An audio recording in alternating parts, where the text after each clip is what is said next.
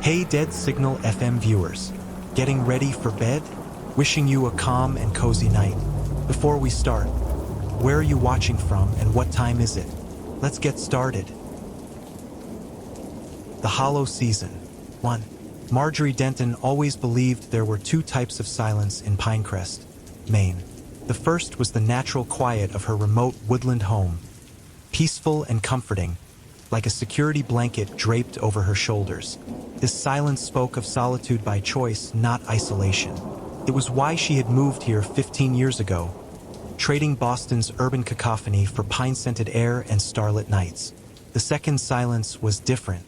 It arrived without invitation or warning. It was the unnatural stillness that descended when the birds suddenly stopped singing, when the wind died so completely you could hear your own heartbeat, when even the ancient pines seemed to hold their breath.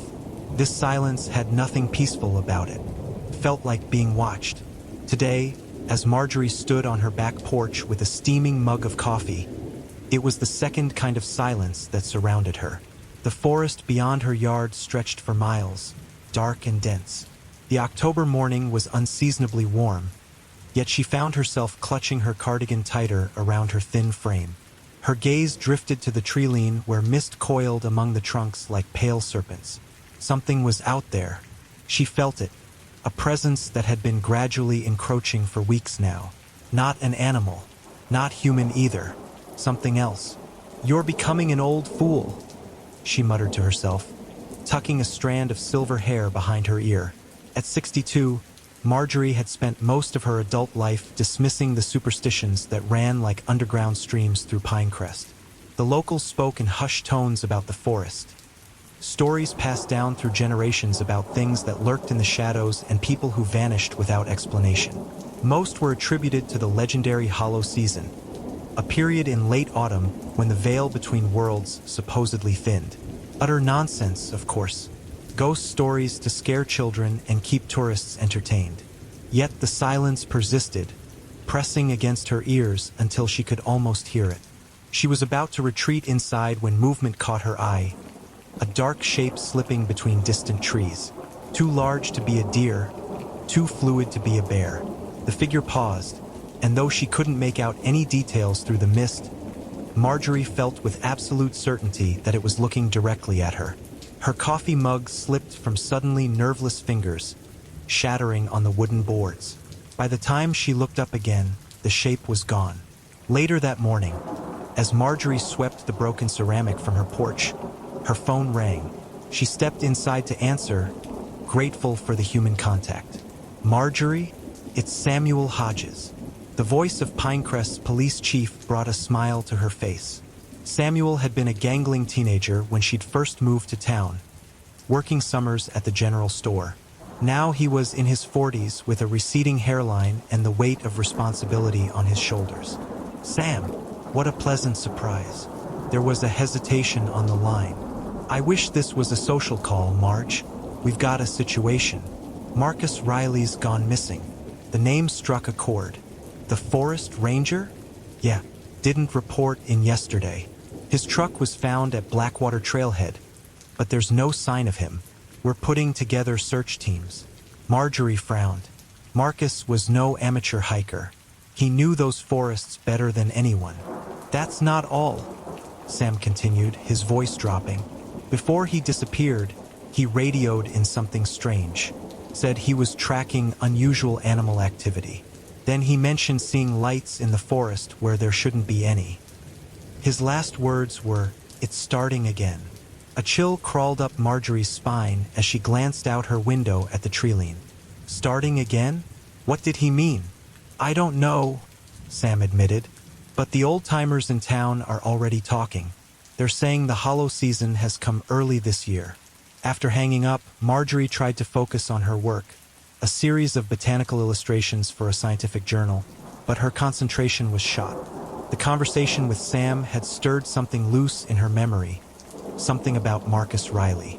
Years ago, when she'd first arrived in Pinecrest, there had been another disappearance in those woods. Teenage boy. The town had mobilized to search, but after weeks without success, they'd assumed he had run away or met with a tragic accident. Marcus had been the boy's older brother. By late afternoon, the unusual warmth had dissipated, replaced by a biting chill that seeped through the walls of Marjorie's cottage. She built a fire in the hearth, but its cheerful light seemed to make the shadows in the corners grow deeper. The phone rang again as dusk settled. It was Eliza Morris from the library in town. "I hope I'm not bothering you, Marjorie," the librarian said, her usually calm voice tinged with worry. "I just wanted to check if you were okay. What with everything happening?" "I'm fine, Eliza. Just concerned about Marcus." "It's not just Marcus." Eliza lowered her voice. 2 hikers were reported missing this afternoon. College students from Portland. And old Mrs. Winter swears she saw someone standing in her garden last night. Someone who vanished when she turned on the porch light. Marjorie pinched the bridge of her nose. "People are getting spooked because of Marcus. You know how rumors spread in small towns." "Maybe." Eliza paused. "But people are saying this is exactly how it started in '87. How what started? The last major hollow season. Before your time. 6 people disappeared over 3 weeks. They were never found." Marjorie wanted to dismiss it as folklore, but something stopped her. "Eliza, do you have any books on local history? Specifically about these hollow seasons?" "Just one. An old journal written by a town doctor in the 1800s. It's more personal account than history, but it mentions similar incidents dating back to the founding of Pinecrest." "Could I borrow it?" "I'll do better than that. I'll bring it by tomorrow morning. I don't think anyone should be alone right now." After they hung up, Marjorie stood at her kitchen window. Night had fallen completely, transforming the glass into a dark mirror that reflected her troubled face and the warm interior of her home. Beyond that reflection lay the forest, now a wall of absolute blackness. The unnatural silence had returned, pressing against the house like a physical force. As she stared into the darkness, a flicker of light caught her attention. A brief, pale blue glow among the distant trees. It winked out, then reappeared several yards to the left. Then another light and another, like fireflies but larger, colder. Marjorie watched, transfixed, as the lights multiplied, weaving between trees in patterns too deliberate to be random. They were moving closer. Her breath caught in her throat as one light separated from the others, floating to the edge of her yard. In its faint glow, she caught a glimpse of something standing beneath it. A tall, slender silhouette that seemed wrong in proportions, its limbs too long, its head oddly shaped. The figure took one step forward, then another. Marjorie stumbled back from the window, heart hammering against her ribs. She ran to her front door, checking that it was locked. She did the same with the back door and all the windows, drawing curtains across each one. By the time she returned to the kitchen, she was shaking. Slowly, she approached the window again and pulled the curtain aside just enough to peek out. Her yard was empty. The lights had vanished, but the silence remained, heavy and expectant. Sleep eluded her that night. Marjorie lay in bed, listening to the old house settle and creak, each sound magnified by her heightened awareness. Around 3 in the morning, a scraping noise drew her attention, something dragging across the wooden slats of her porch. She held her breath, straining to identify the sound. It came again, followed by a soft tapping at her back door. Tap, tap, tap, then silence. Marjorie reached for her phone, but hesitated. What would she tell Sam? That she heard a noise outside? That wasn't enough to send officers out in the middle of the night. The tapping came again, more insistent this time. With trembling fingers, she dialed Sam's number. It rang 5 times before going to voicemail. The tapping stopped. In its place came a new sound, a low, mournful call that was neither human nor animal. It resonated through the walls, vibrating in her chest cavity like the hum of a massive tuning fork. Marjorie pressed her pillow over her ears, but it did nothing to block the sound. It continued for what seemed like hours before gradually fading away, leaving only the thundering of her own pulse in her ears. When dawn finally broke, she hadn't slept a minute. Her eyes were dry and gritty, her nerves frayed to breaking. Yet the morning light restored some of her rational mind. In daylight, The terrifying presence that had seemed so real now felt like a product of an overactive imagination fueled by local legends and genuine concern over Marcus's disappearance. She was making coffee when a knock at the front door made her jump, sloshing hot water over her hand. Setting down the kettle, she approached the door warily. "Who is it?" Her voice sounded strange in her own ears. "It's Eliza, dear. I've brought that book." Relief washed over Marjorie as she opened the door. Eliza Morris stood on her porch, a leather-bound volume clutched to her chest. In her 60s, with iron-gray hair pulled into a tight bun, the librarian looked as though she hadn't slept either. "You look awful," Eliza said bluntly as she stepped inside. "Bad night." Marjorie hesitated, then nodded. "I think someone, or something, was outside my house." Instead of the skepticism she expected, Eliza's face grew grave. "I was afraid of that. You weren't the only one. Half the town is reporting strange sounds. Lights in the forest, figures at windows. Have they found Marcus?" Eliza shook her head. "No, and the 2 hikers are still missing. Now there's another Jim Kalchak's boy, Peter, 17. Didn't come home last night." Marjorie led Eliza to the kitchen and poured them both coffee. The librarian placed the book on the table between them. It was older than Marjorie had expected. The leather cover cracked and faded, the pages yellowed with age. "Dr. Isaiah Fleming's journal," Eliza explained. "He lived here from 1842 until his death in 1891. He documented what he called the peculiar phenomenon of the hollow season." Marjorie opened the book carefully. The handwriting was elegant but dense. The ink faded to a rusty brown. She skimmed the first pages, which detailed mundane aspects of 19th century medical practice, until she found an entry marked simply October 17th, 1851. "The hollow season has returned. First signs: unnatural silence in the forest, wildlife fleeing the area, inexplicable lights among the trees. Henry Blackwood's youngest disappeared yesterday. The townsfolk are gathering their children close. Elder Simmons insists we must provide the offerings as in years past, but I cannot condone such barbarism, regardless of tradition. Yet, if the pattern holds, we have mere days before the hollowing begins in earnest." Marjorie looked up at Eliza. "Offerings." The librarian's mouth formed a tight line. "Keep reading." The next entry was dated 3 days later.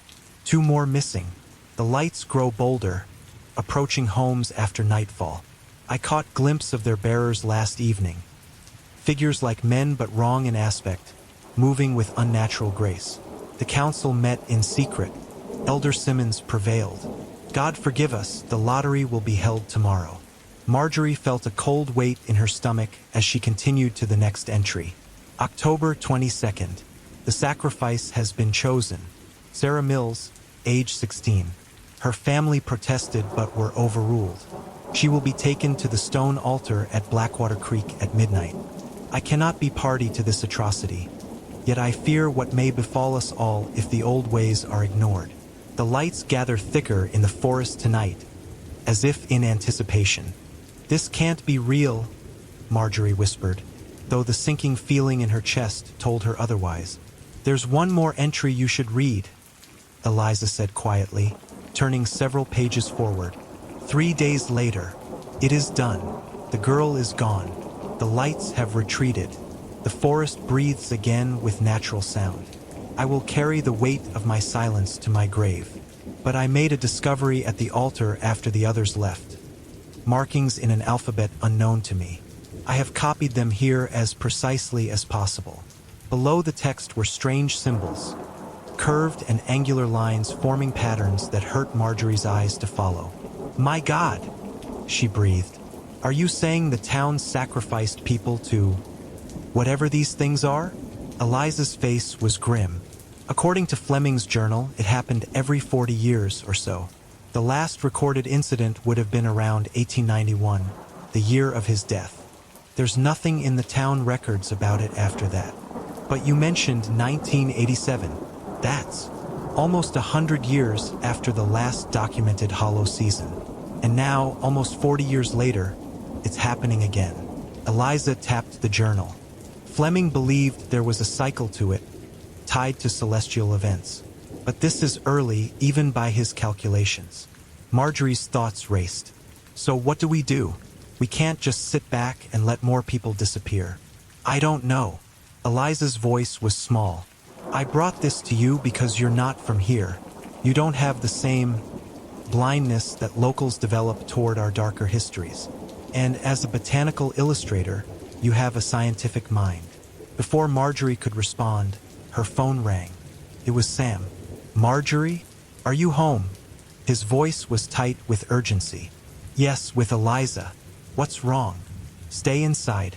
Lock your doors. We've found something disturbing in the forest. I'm heading your way now. The line went dead. Marjorie and Eliza exchanged worried glances. We should do as he says, Eliza suggested, moving toward the windows to check that the curtains were drawn. As she reached the kitchen window, she gasped. Marjorie, come look.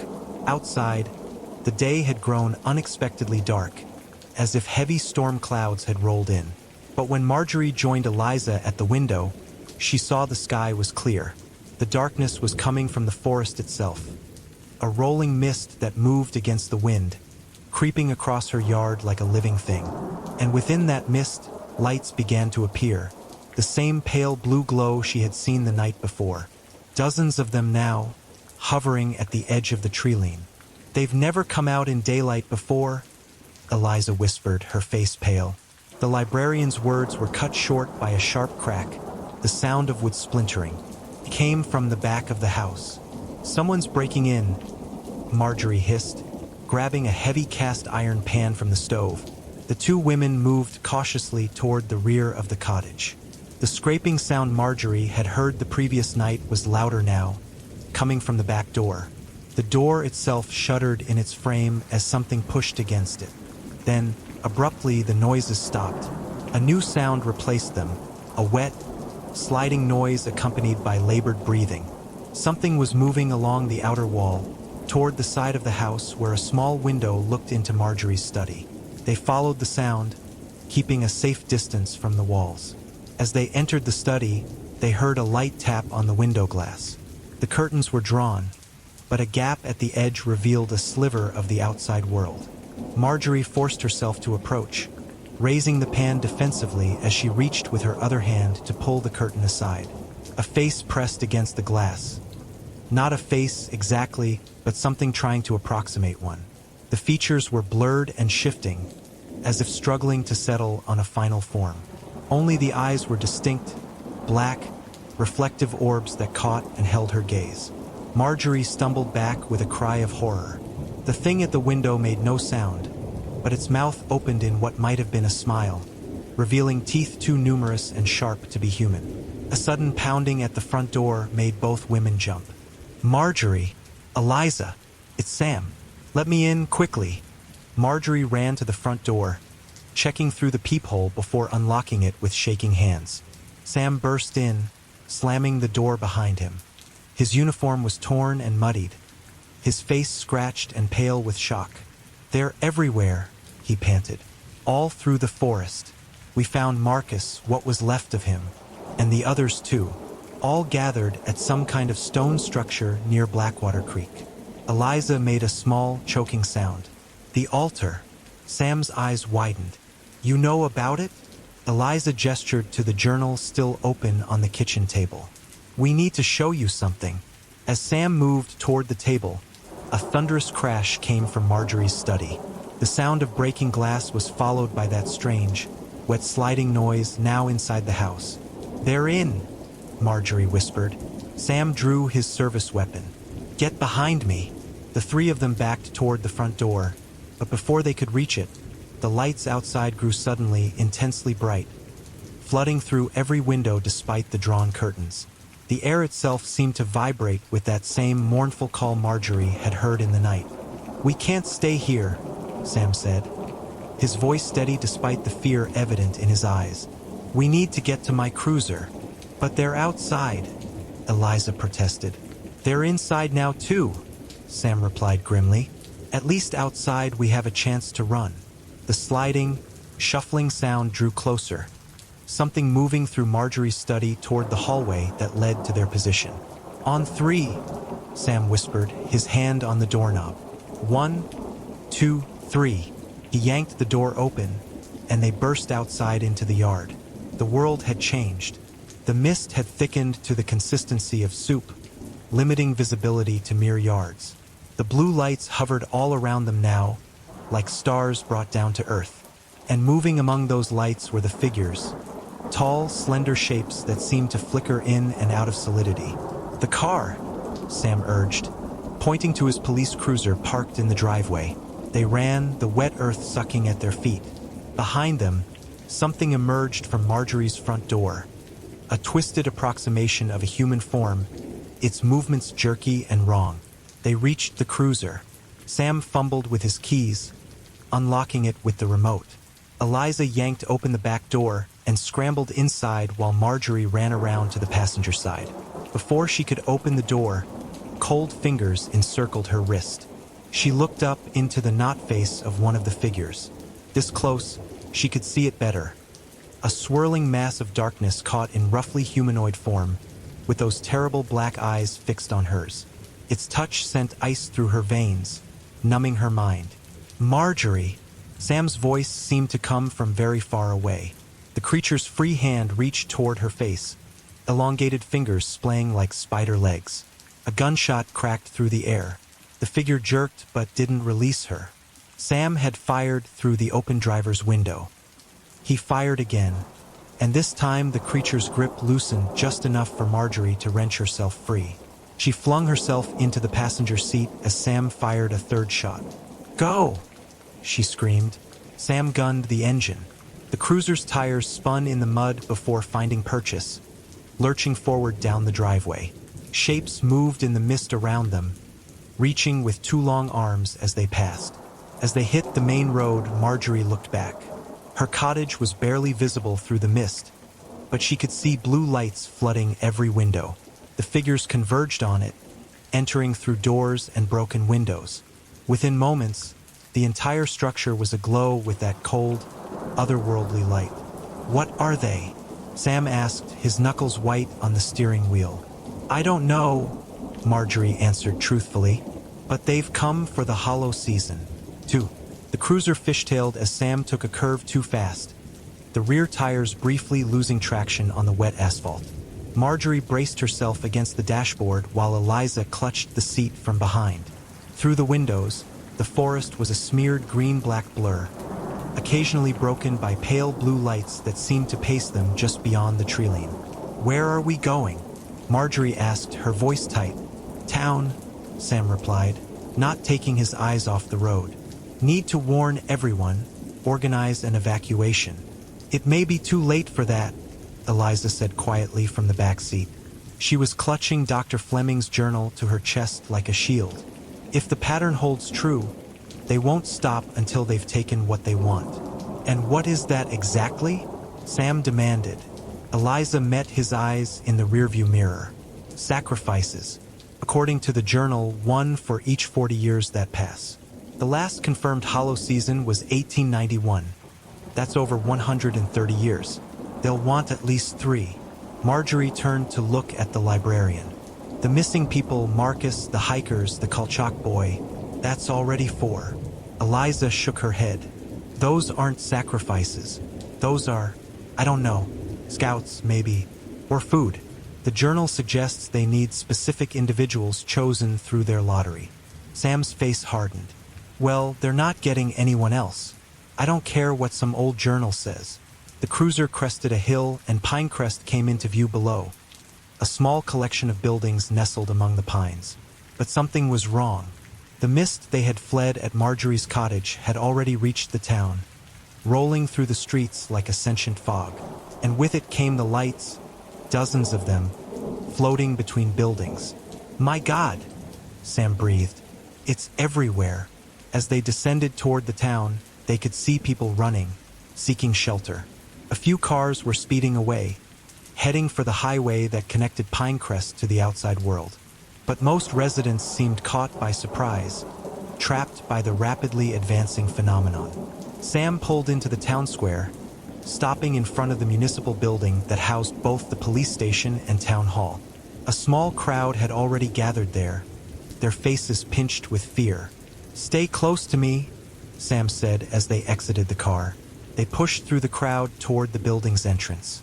Marjorie recognized many of the faces: the barista from the coffee shop, teachers from the local school, the elderly couple who ran the hardware store.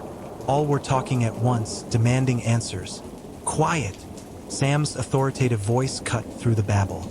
"Everyone inside, now!" As the crowd filed through the doors, Marjorie glanced back at the square.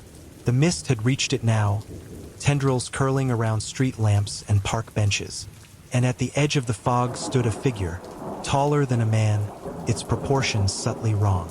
It was watching them. Inside, the municipal building's large meeting room was already half full.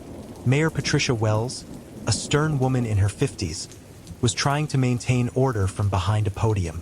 She looked relieved when she spotted Sam. "Chief Hodges, thank God. What's happening out there?" Sam moved to join her at the front of the room, gesturing for Marjorie and Eliza to follow. "I'm not sure yet, but it's connected to the disappearances. We need to evacuate the town immediately." A murmur ran through the crowd. Patricia's face darkened. "Evacuate? That's over 300 people, Sam. Where would they go? How would we organize it with whatever's out there?" "We'll use the school buses," Sam insisted. "Get everyone to Augusta or Portland." Before Patricia could respond, the lights in the building flickered, then died. Emergency lighting kicked in, casting everything in a dim red glow. Outside, a low moan rose on the wind, the same eerie call Marjorie had heard the night before. The crowd's anxiety escalated to panic. People pushed toward the windows, then recoiled. Marjorie followed their gaze and felt her heart sink. The square was now filled with mist, the pale blue lights numerous and bright. Moving among them were dozens of the tall figures, converging on the municipal building. "They've surrounded us," someone cried. Mayor Wells rapped sharply on the podium. "Everyone calm down. We need to." Her words were cut short as every window in the building shattered simultaneously. The temperature plummeted as mist poured in, bringing with it the scent of loam and decay. Chaos erupted. People screamed and ran for the inner rooms. Sam drew his weapon, though Marjorie doubted bullets would do much good against these entities. "Marjorie!" Eliza grabbed her arm, pointing to a side door. "The archives. We might find something there." They pushed through the panicking crowd toward the door that led to the town's small archival room.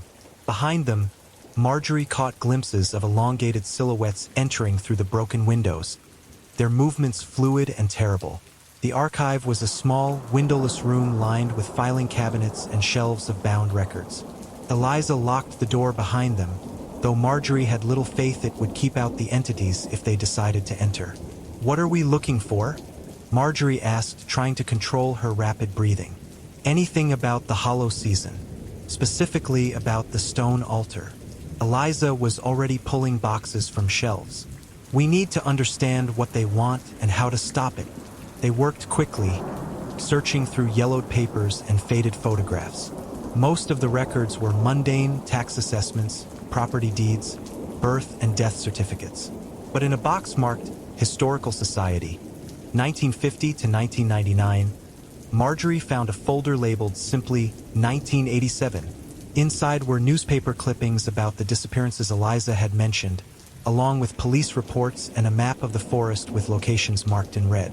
But what caught Marjorie's eye was a series of black and white photographs of the stone altar at Blackwater Creek. It was a simple structure, a flat slab of dark stone atop 3 supporting stones, like a primitive table. But carved into its surface were symbols identical to those Dr. Fleming had recorded in his journal. "Eliza, look at this." The librarian joined her, eyes widening as she saw the photographs. The altar's still there, and those markings, the same ones from the journal. Marjorie frowned, studying the symbols more closely. There's something familiar about them. As an illustrator of botanical texts, Marjorie had developed an eye for patterns. These symbols, while alien, seemed to follow certain rules of composition, repeated elements combined in different ways. "It's a language," she murmured, "or at least a form of communication." A tremendous crash from the main meeting room made them both jump. It was followed by screams, then an unnatural silence. "They're inside," Eliza whispered.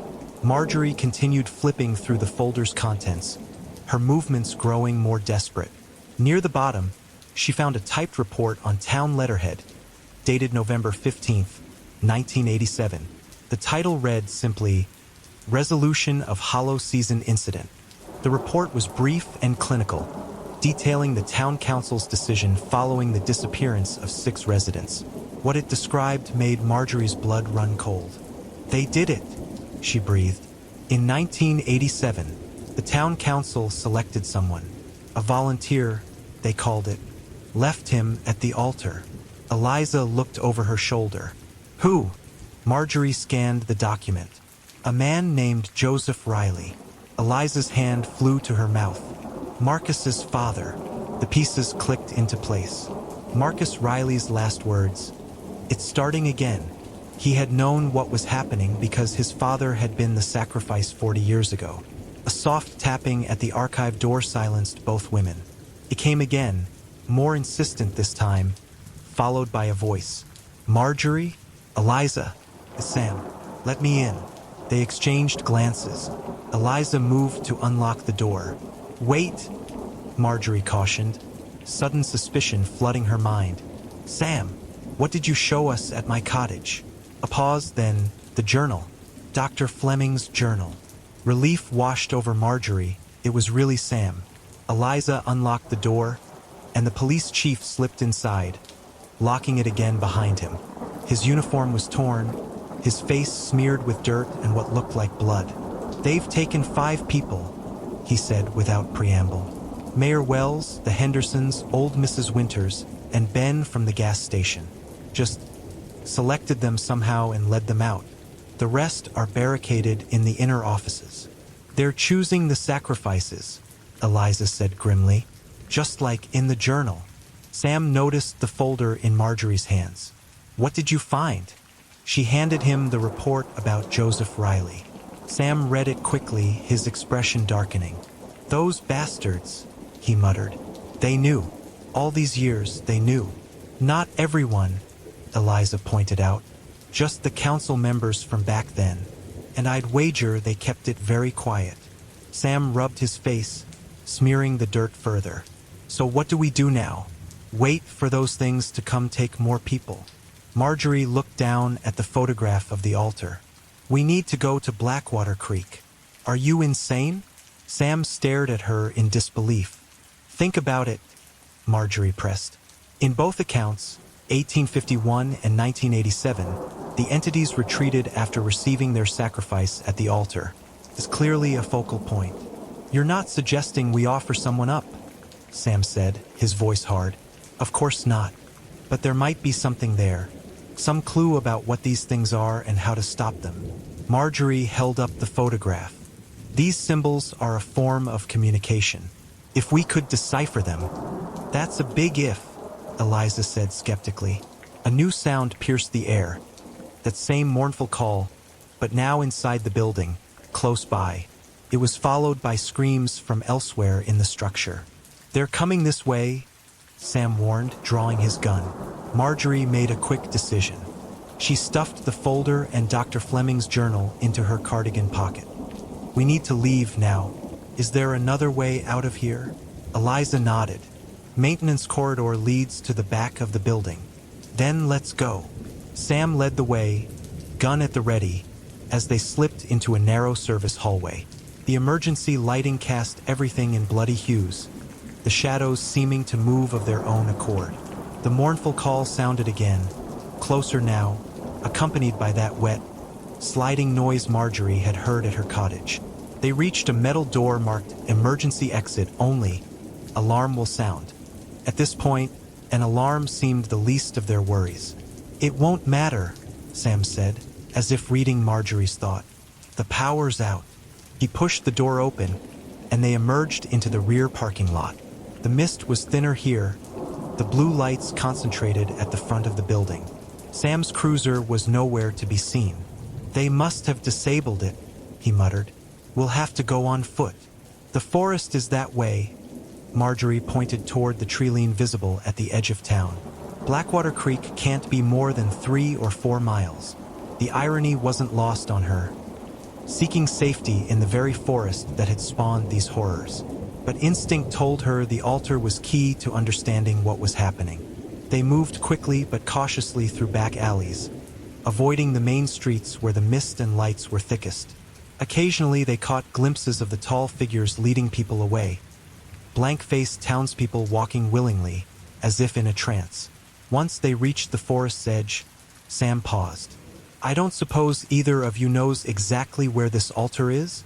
Marjorie pulled out the folder, finding the map with red markings. "Here," she pointed, "near the bend in Blackwater Creek, about 4 miles in." "I know that area," Sam said. "There's an old logging trail that runs close by. It'll be faster than going cross-country." The forest seemed to swallow them as they entered, the canopy blocking what little daylight remained. Yet oddly, the mist that had engulfed the town was absent here, and with it, the blue lights and their bearers. "Why aren't they in the forest?" Eliza whispered as they followed Sam along a narrow dirt path. "Maybe they're concentrated on the town right now," Marjorie suggested. "Or maybe this is their territory, and they don't need lights to see here." The logging trail was overgrown but still visible, winding its way through ancient pines that seemed to watch their progress. The silence here was oppressive. No birds, no insects, not even the whisper of wind through branches. Just the sound of their own breathing and footfalls on damp earth. As they walked, Marjorie found herself thinking about Marcus Riley. Had he come this way, knowing what awaited him? Had he understood the connection between his father's disappearance 40 years ago and the new hollow season? "Sam," she said quietly. "Did Marcus ever talk about his father?" The police chief glanced back at her. "Not much. It was a painful subject. Joseph Riley supposedly just walked into the forest one day and never came back. Marcus was only 10 at the time. And no one ever questioned it?" Eliza asked. Sam shrugged. "Missing persons cases in these woods aren't unusual. Hikers get lost. Hunters have accidents. Besides, Joseph was troubled, had drinking problems. Everyone assumed he just wanted to end things on his own terms. Except he was chosen," Marjorie said grimly, "selected by the town council to be the sacrifice." Sam's expression darkened. "And now his son is gone too." They walked in silence after that, each lost in their own thoughts. The forest grew denser, the trees pressing closer together. Shadows deepened as night approached. After about an hour, they reached Blackwater Creek, a narrow, fast-flowing stream cutting through the forest floor. Its water was indeed dark, stained by the tannins from decaying leaves. "The altar should be upstream," Marjorie said, consulting the map by the beam of Sam's flashlight. "Near a large bend in the creek." They followed the watercourse, careful on the slippery banks. The sound of running water was the only noise in an otherwise silent world. As they rounded a bend in the creek, Sam suddenly stopped, holding up a hand. "There," he whispered, pointing ahead. In a small clearing stood the altar, exactly as it had appeared in the photographs. A flat slab of dark stone atop 3 supporting stones, like a primitive table. Even in the gathering darkness, the symbols carved into its surface seemed to catch what little light remained, standing out in sharp relief. Sam drew his gun, scanning the surrounding forest. "Stay alert. We don't know if those things are nearby." Marjorie approached the altar cautiously. Up close, the stone appeared even older than she had imagined, weathered by centuries of rain and snow, yet the symbols remained clear and sharp, as if recently carved. She traced one with her finger, feeling its peculiar smoothness. "The stone isn't from around here," she observed. "It's not granite or slate, nothing native to Maine." "How can you tell?" Eliza asked, joining her. "I'm not sure. It just feels wrong." Marjorie ran her hand over the surface. "And these markings, they're not random. They're organized in patterns. She pulled out Dr. Fleming's journal, turning to the page where he had copied the symbols. Comparing them to those on the altar, she could see they were identical, though Fleming's rendition lacked the strange sense of depth the actual carvings possessed. "What do you think they mean?" Sam asked, keeping his distance from the altar, as if reluctant to touch it. Marjorie shook her head. "I don't know, but Dr. Fleming was right, it's like an alphabet. See how certain elements repeat but combine differently." As she studied the markings more closely, a strange sensation crept over her. A pressure building behind her eyes, as if the symbols were trying to force understanding into her mind. Images began to flash in her thoughts. Stars in unfamiliar configurations, vast dark spaces between worlds, ancient beings that existed before time had meaning. She jerked her hand away from the stone, gasping. "Marjorie!" Eliza's concerned face swam into focus. "What's wrong?" "The symbols," Marjorie managed, her voice shaking. "They're not just writing, they're doorways into the mind." Sam looked skeptical. "What are you talking about?" Before she could answer, a twig snapped in the forest behind them. All three whirled to face the sound. A figure emerged from the trees, human this time. Peter Kolchak, the missing 17-year-old, stood at the edge of the clearing. But something was wrong. His movements were stiff and unnatural, his eyes vacant. Behind him came another figure, and another, all the missing townspeople, moving as if pulled by invisible strings. "Marcus!" Sam breathed, spotting the forest ranger among them. Marcus Riley's normally robust frame was gaunt, his ranger uniform torn and muddied. Like the others, his eyes were empty, his expression blank. The group of missing people formed a semicircle at the edge of the clearing, blocking the way back to town. And then, from between the trees behind them, came the lights, pale blue and cold, floating like otherworldly lanterns. With the lights came the entities, their elongated forms more visible now in the darkness. "They followed us," Eliza whispered, backing toward the altar. "No," Marjorie realized with sudden clarity. "They were waiting for us. We've been herded here." Sam raised his gun, though his hand trembled slightly.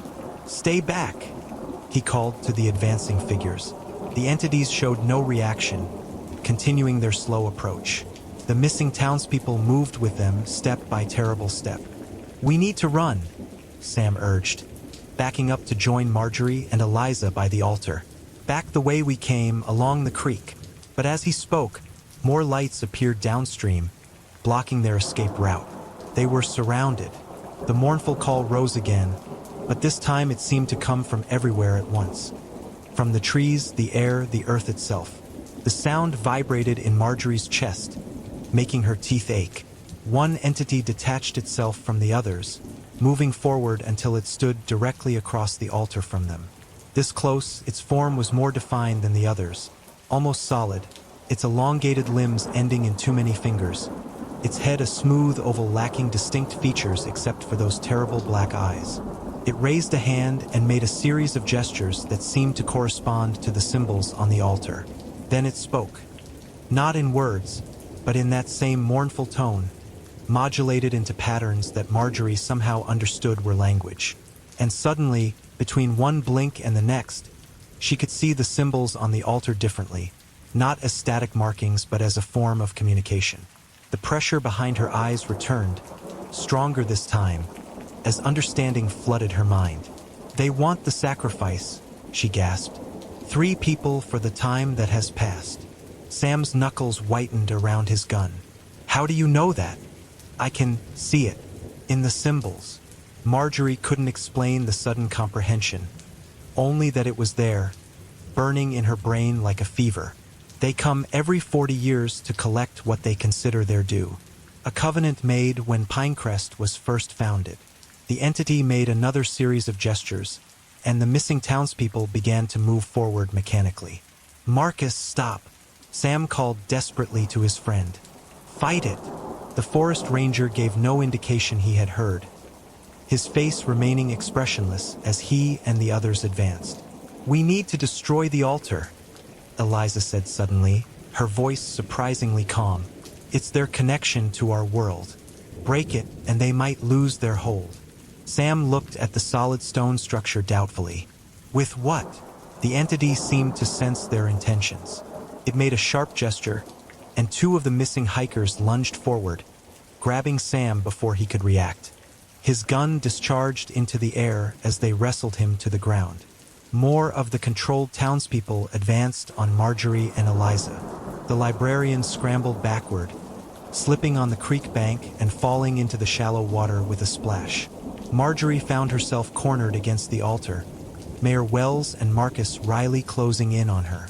Their hands reached for her, their movements jerky but purposeful. "No!" she cried, pushing back against the stone. Her palm pressed against one of the symbols, a curved line intersecting three straight ones. As her skin made contact, a jolt of energy shot up her arm, and the symbol glowed briefly with a pale blue light. The advancing townspeople froze. The entity across the altar tilted its featureless head, as if confused or surprised. Marjorie looked down at the symbol, which still tingled beneath her fingers. An idea formed, desperate and possibly suicidal, but it was all she had. Deliberately, she placed her hand on another symbol, a circular pattern with radiating lines. Again came the jolt of energy, the brief glow, and again the entity reacted, making that strange tilting motion. "Marjorie, what are you doing?" Eliza called from the creek. "Communicating," Marjorie replied, her voice steadier than she felt. "Or trying to." She placed her hands on multiple symbols now, trying different combinations, feeling the energy flow through her with each touch. The entities watched, their lights pulsing in what might have been agitation. The pressure behind her eyes built to almost unbearable levels as understanding continued to flood her mind. These weren't just symbols, they were keys to perception, allowing the human mind to briefly comprehend what these entities were. And what they were was ancient, older than humanity, older perhaps than Earth itself. Beings from somewhere beyond normal space and time, who had found this thin place where they could reach through. And they were hungry, not for flesh but for something else, something humans possessed that their kind did not. Consciousness, perhaps, or emotion. Whatever it was, they fed on it, draining it from their sacrifices over decades. With this realization came another, more terrible, more intimate. They had chosen her, just as they had chosen Joseph Riley 40 years ago, just as they would choose others 40 years from now, unless she stopped it. With newfound purpose, Marjorie began to trace specific symbols on the altar, combinations that formed a kind of sentence in the entity's language. She didn't know how she knew which symbols to touch or in what order, only that the knowledge was there, burning in her mind. The lead entity moved closer, its black eyes fixed on her hands. The lights around them pulsed more rapidly, and the mournful call took on a questioning tone. Sam had managed to break free from his captors and was scrambling toward her. "Marjorie, get away from there." She ignored him, continuing to trace the symbols. With each one, the pressure in her head grew, threatening to split her skull. But with it came clarity, an understanding of what these entities were and what they wanted, and how to end it. The final symbol was at the center of the altar, a complex pattern that seemed to shift and move beneath her gaze. As her fingers touched it, the world around her disappeared. She was elsewhere, a vast, empty space filled with pale blue light. Before her stood the entity, but different now, more defined, more present. Its oval head extended downward into a semi-humanoid body, its limbs fluid and graceful in this environment. "You understand now," came a thought in her mind, not in words but in concepts that her brain translated. "Yes," Marjorie replied, unsure if she was speaking aloud or thinking her response. "You've been taking people for centuries, taking what is owed. The covenant was made. 3 souls for the passage of time. A covenant no one remembers making, with people who never consented." The entity's form rippled, expressing what might have been confusion or dismissal. "The agreement stands. The offering must be made." "Then take me," Marjorie said, the words forming before she had fully considered them. "Instead of 3, just me." The entity seemed to consider this, its form shifting and reshaping. 1 for 3, you are different.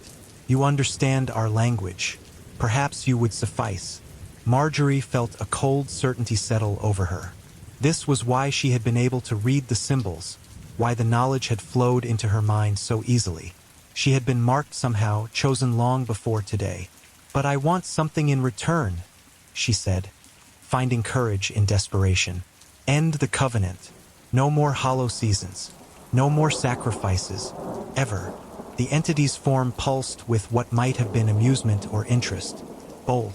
The hunger will return eventually, but perhaps a longer cycle. Many of your lifetimes." "No," Marjorie insisted. "End it completely, or take everyone in Pinecrest right now.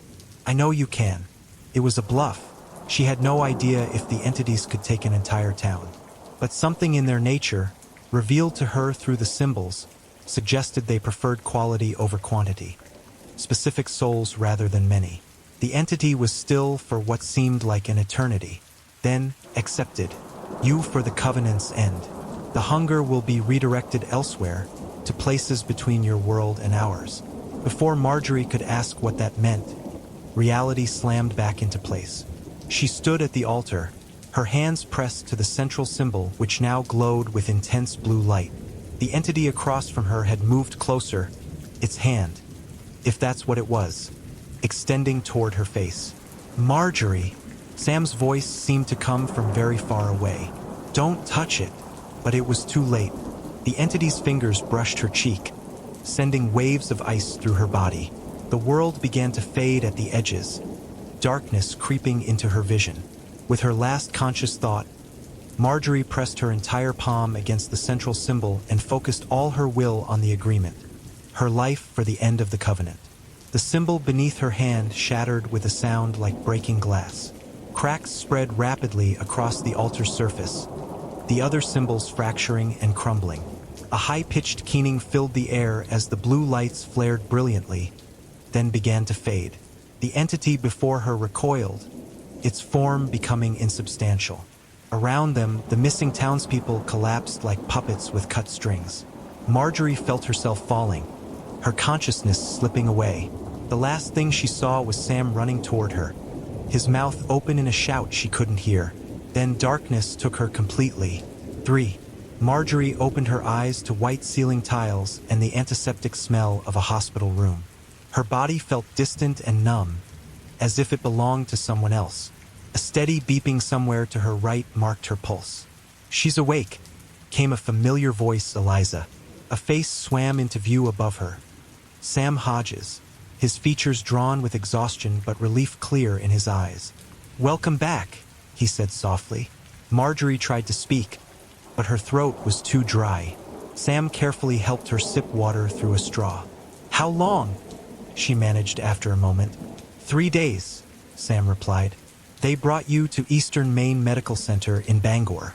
The doctors couldn't find anything physically wrong with you, but you wouldn't wake up." Memory returned in fragments, the altar, the entities, the broken covenant. "The others, all recovered," Eliza said, moving into view beside Sam. "Confused and with no memory of what happened, but physically fine. And the town." Sam and Eliza exchanged a glance before Sam answered. "Pinecrest is quiet now. The mist is gone, the lights too. Whatever those things were, they've retreated.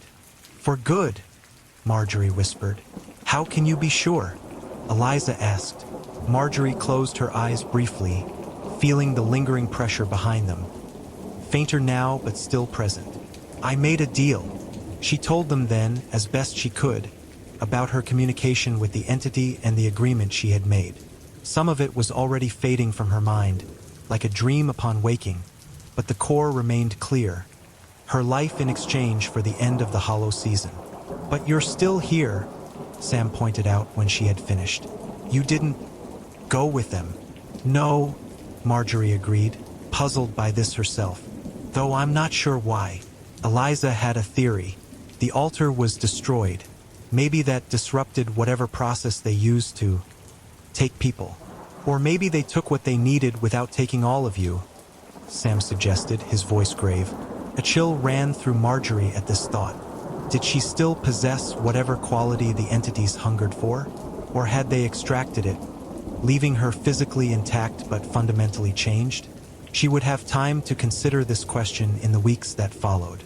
Upon returning to Pinecrest, she found her cottage undamaged, though it took days to clean up the broken glass and mud tracked in during the entity invasion.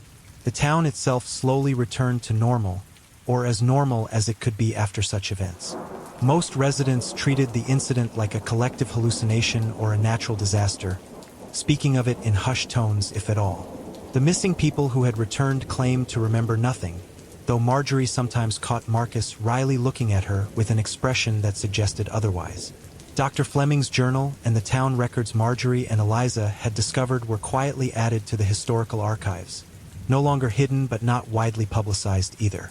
Sam made sure the official report mentioned nothing of entities or sacrifices, just unusual atmospheric conditions and mass disorientation causing temporary panic. Eliza took early retirement from the library that winter, moving to Portland to live with her sister. "Too many memories in those stacks," she told Marjorie before leaving, "and I find I don't care for the silence of Pinecrest anymore." As for Marjorie, she stayed. Something in her couldn't bear to leave, whether from attachment to the place or some lingering effect of her contact with the entities, she couldn't say. Her botanical illustrations took on new dimensions, incorporating subtle patterns reminiscent of the symbols from the altar. Editors commented on their hypnotic quality and unusual perspective, unaware of their true inspiration. The pressure behind her eyes never completely vanished. It would intensify sometimes, especially during storms or when the moon was full. During these episodes, she would have dreams of vast empty spaces filled with pale blue light and wake with tears on her cheeks without knowing why. Sam checked on her regularly, their shared experience having forged a bond that gradually evolved into something deeper. He never asked about the dreams or the headaches, but he would hold her through the worst of them, his solid presence an anchor when memories threatened to drag her into darkness.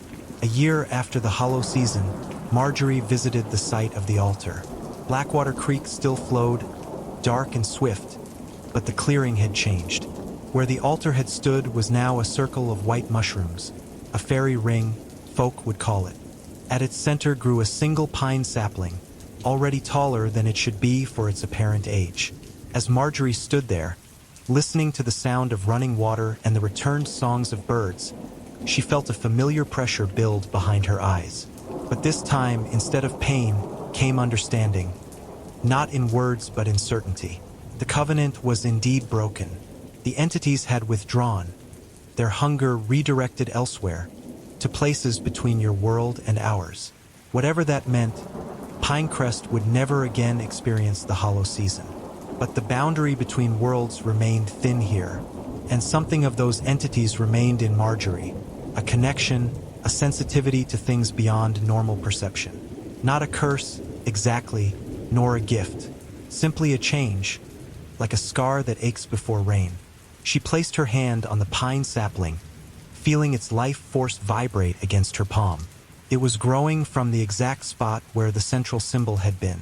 Coincidence, perhaps, or perhaps not. As she turned to leave, Marjorie glimpsed movement at the edge of her vision. A tall, slender shape among the trees. But when she looked directly, nothing was there but shadows and dappled sunlight. The forest had returned to its natural silence, peaceful and comforting, like a security blanket draped over her shoulders. This silence spoke of solitude by choice, not isolation. It was the first type of silence, the good kind, and Marjorie let it embrace her as she walked home through the ancient pines, knowing they no longer watched with hungry eyes. But sometimes, on still nights when the moon is dark and the stars seem impossibly distant, residents of Pinecrest report seeing pale blue lights moving deep in the forest. Those who do tend to stay indoors until dawn, windows locked and curtains drawn, just in case, because in Pinecrest, Maine, people have learned to recognize different types of silence, and to fear the wrong kind. Whispering Pines. 1. William Thatcher had sworn he would never return to Millfield. Not after what happened, not after Jesse, but here he was, steering his aging Subaru along Route 16, the familiar landmarks emerging from the rain like ghosts. The Welcome to Millfield, Maine, where good people make a great community sign, was peeling now. The blue paint faded to a sickly gray, just like the memories he'd tried to bury. It had been 15 years. 15 years since he'd fled this place in the middle of the night, the smell of wood smoke still clinging to his clothes, the sound of his daughter's last scream still echoing in his ears. The windshield wipers slapped rhythmically as he pulled into the gravel driveway of his father's house. Dad's house now, alone in those final years. The thought sat heavy in his chest. His father, Harold Thatcher, town doctor for 42 years, dead of a heart attack at his desk. No one had found him for 3 days. The rain intensified as Will killed the engine.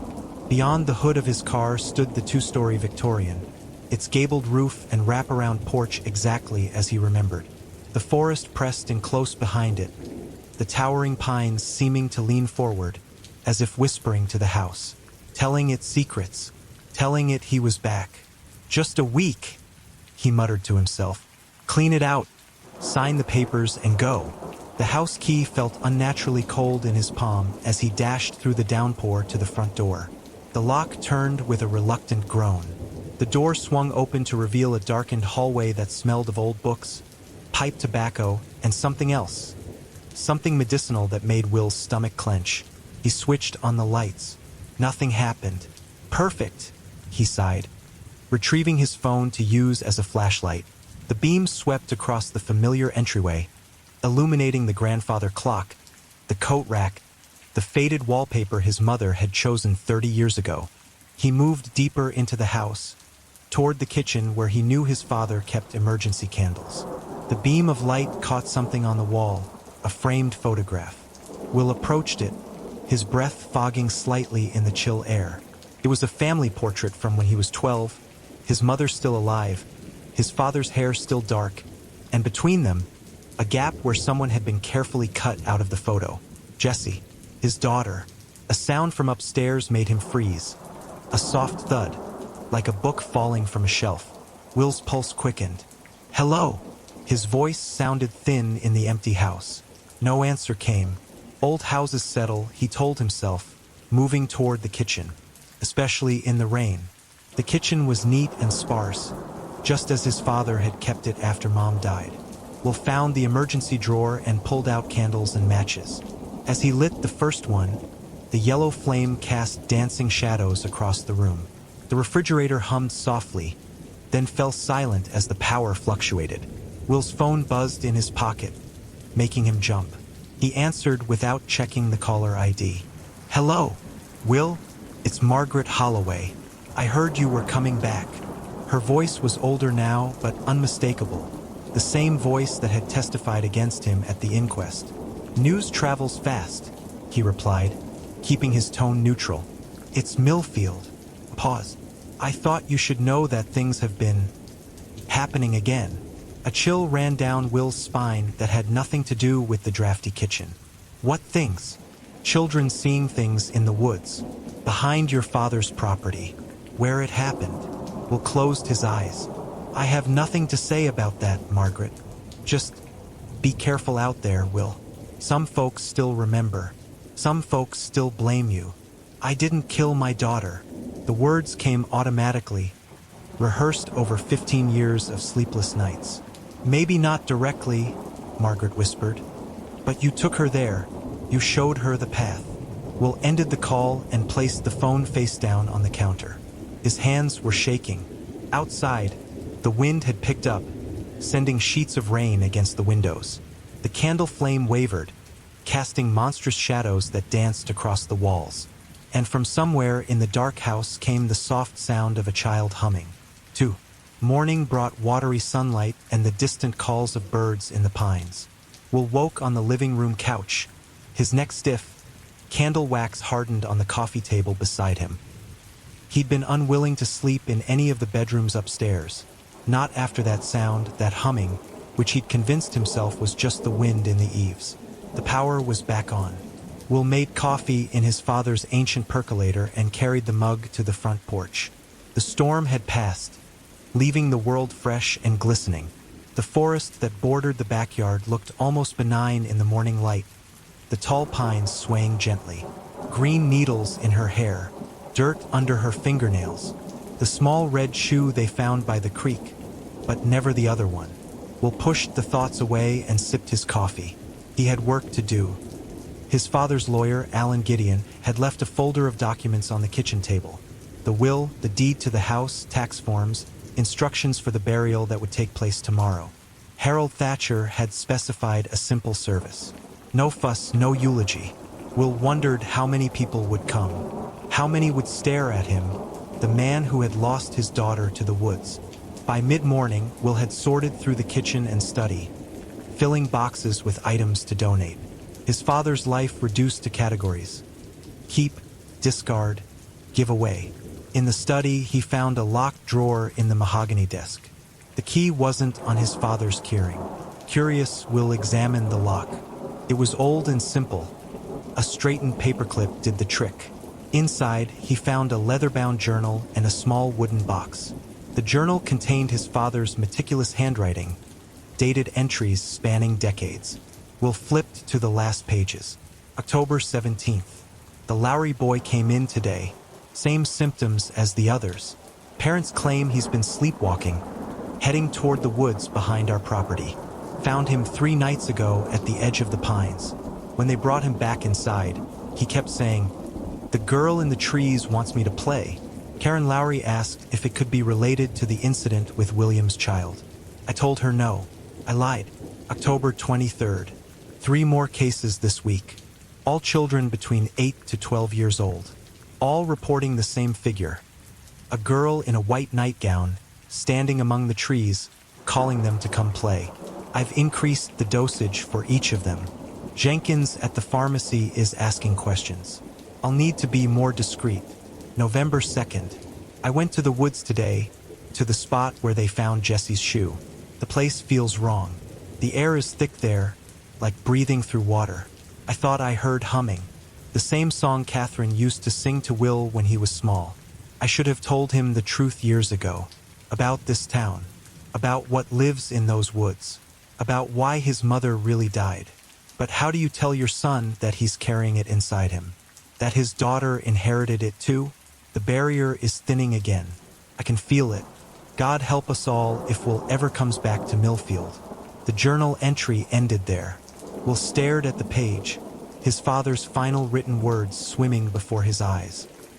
He set the journal aside with trembling hands and opened the wooden box. Inside was a small red shoe. Scuffed, dirty, the laces caked with dried mud.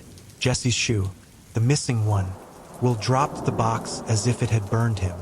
The shoe tumbled onto the carpet. A silent accusation. The phone rang, startling him from his shocked stupor.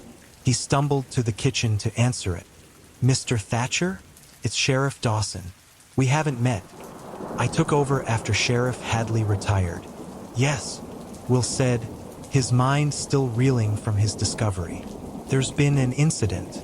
A child went missing last night. Emma Pritchett, 10 years old. Her parents say she was talking about a girl in the woods before she disappeared." Will gripped the counter for support. "And you're calling me because she was last seen heading toward the property line between your father's land and the state forest. I'd like to come by and ask you some questions, if that's all right." "I just got to town yesterday," Will said defensively. "I know that, Mr. Thatcher. This isn't an accusation. But given the history, I thought you might have insights."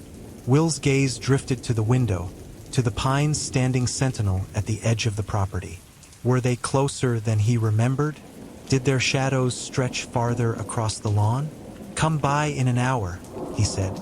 After hanging up, Will returned to the study and picked up Jesse's shoe, placing it gently back in the box. He needed to understand what his father had known. What had he meant about carrying it inside him? About the barrier thinning? He returned to the journal, flipping back through the pages, searching for answers.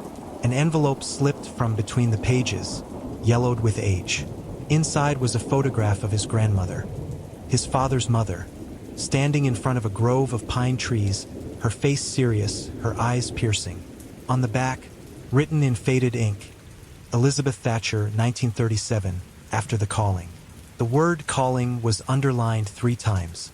Will continued reading earlier entries, his coffee growing cold beside him. His father's writing grew more personal, more disturbing as he read backward through time. May 2nd, 1992.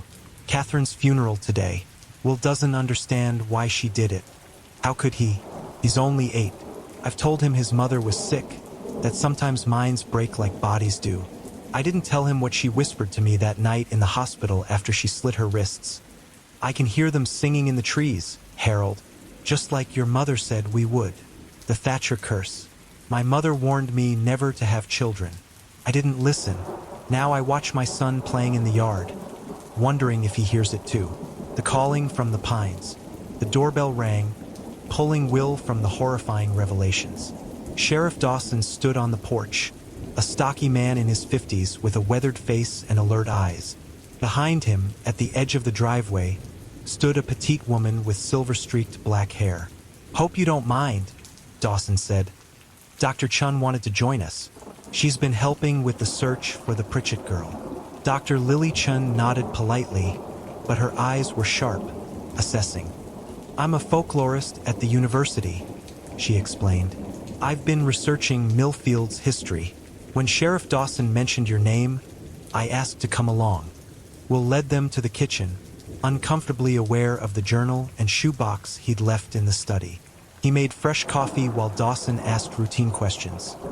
When had he arrived? Had he noticed anything unusual? Did he remember any places a child might hide in the woods?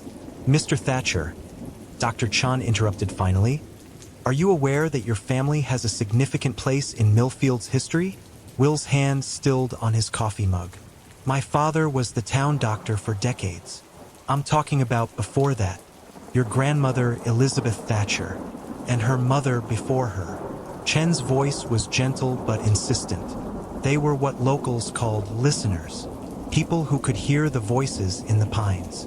Sheriff Dawson shifted uncomfortably. "Dr. Chun has some theories about the disappearances in this area. Historical patterns." "It's more than theory," Chen said. "I've documented 7 cases of missing children in the vicinity of these woods dating back to the 1920s. Most were never found. All disappeared shortly after a member of the Thatcher family experienced what local lore called the calling." Will's mind raced back to his father's journal. The Thatcher curse. "What exactly is this calling?" he asked. Dr. Chun leaned forward. "According to my research, it begins with dreams. Dreams of the forest. Then comes the humming, a melody that seems to originate from the pines themselves. The affected Thatcher would be drawn to the woods, often sleepwalking toward them, and shortly after, children would go missing." "This is crazy," Will muttered, but his hands were shaking. He'd had dreams of the forest since childhood. And Jessie had talked about singing trees for weeks before she disappeared.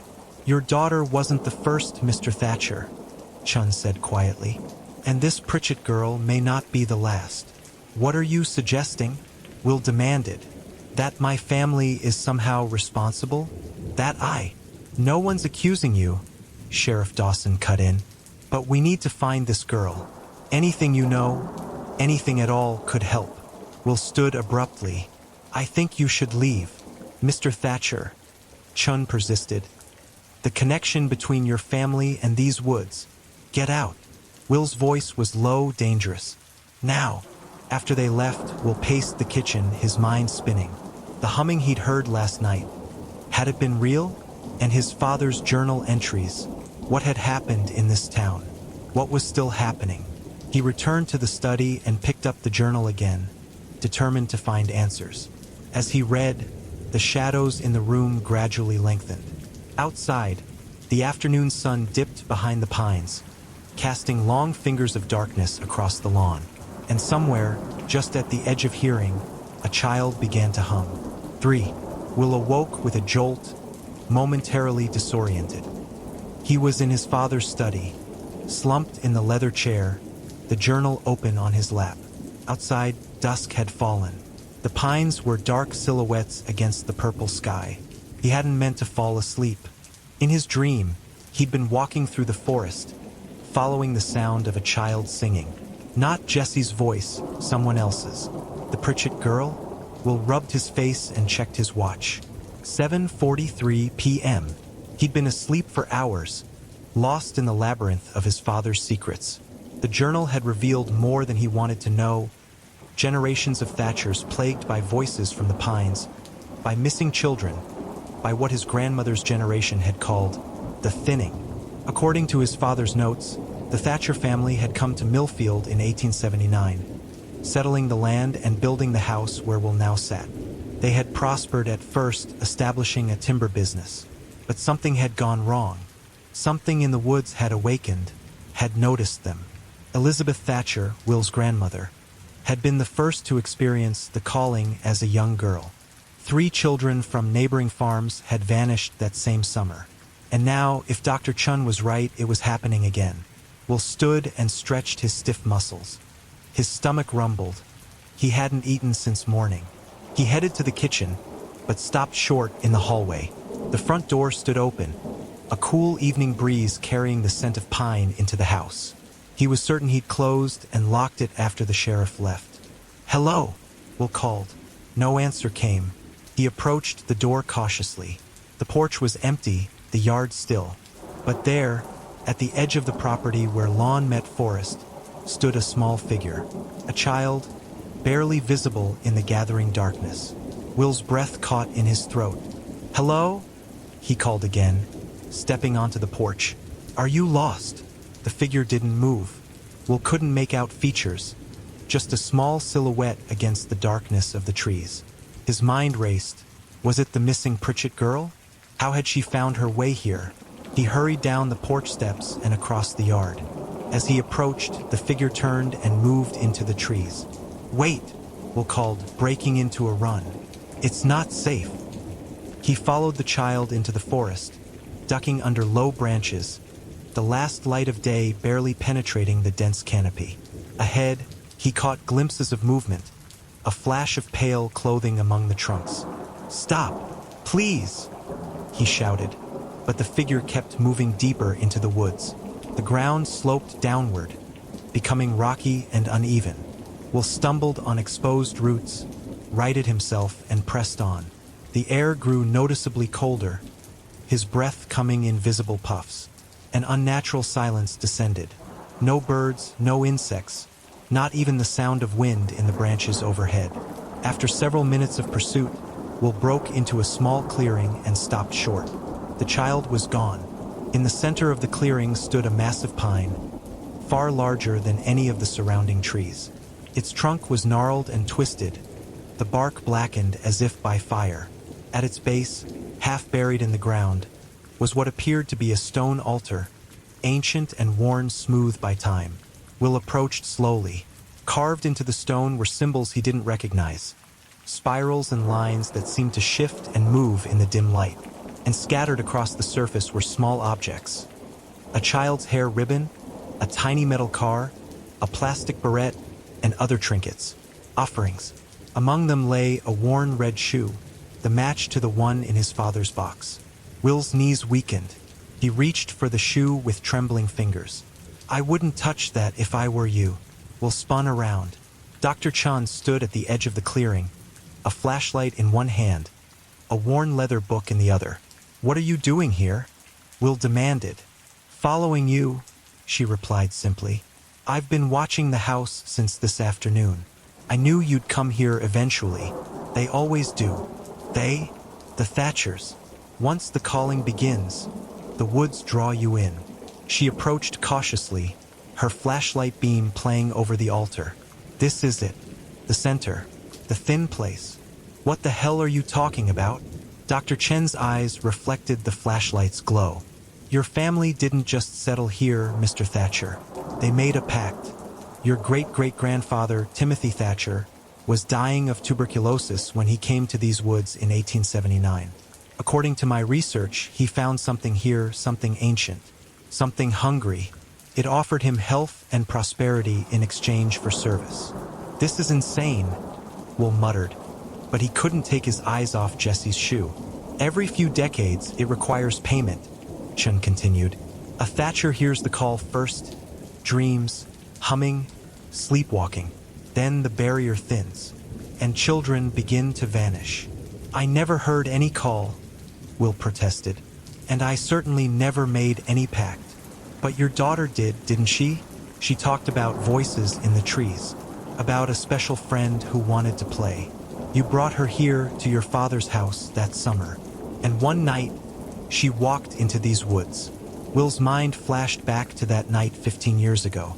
Jessie, 8 years old, her dark hair in pigtails, standing at the window of the upstairs bedroom, staring at the forest. The trees are singing, Daddy. Don't you hear them? And later, her empty bed, the back door standing open, the frantic search through the darkened woods. They'd found only one shoe, red with white laces, at the edge of a creek half a mile in. No footprints, no other trace. I searched for her, Will whispered. For days. We all did. The forest doesn't give back what it takes, Chun said gently. But it's not finished, Mr. Thatcher. The cycle is beginning again.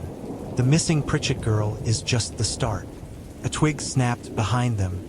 We'll turn to see Sheriff Dawson emerging from the trees, his service weapon drawn. Step away from the altar, Dawson ordered.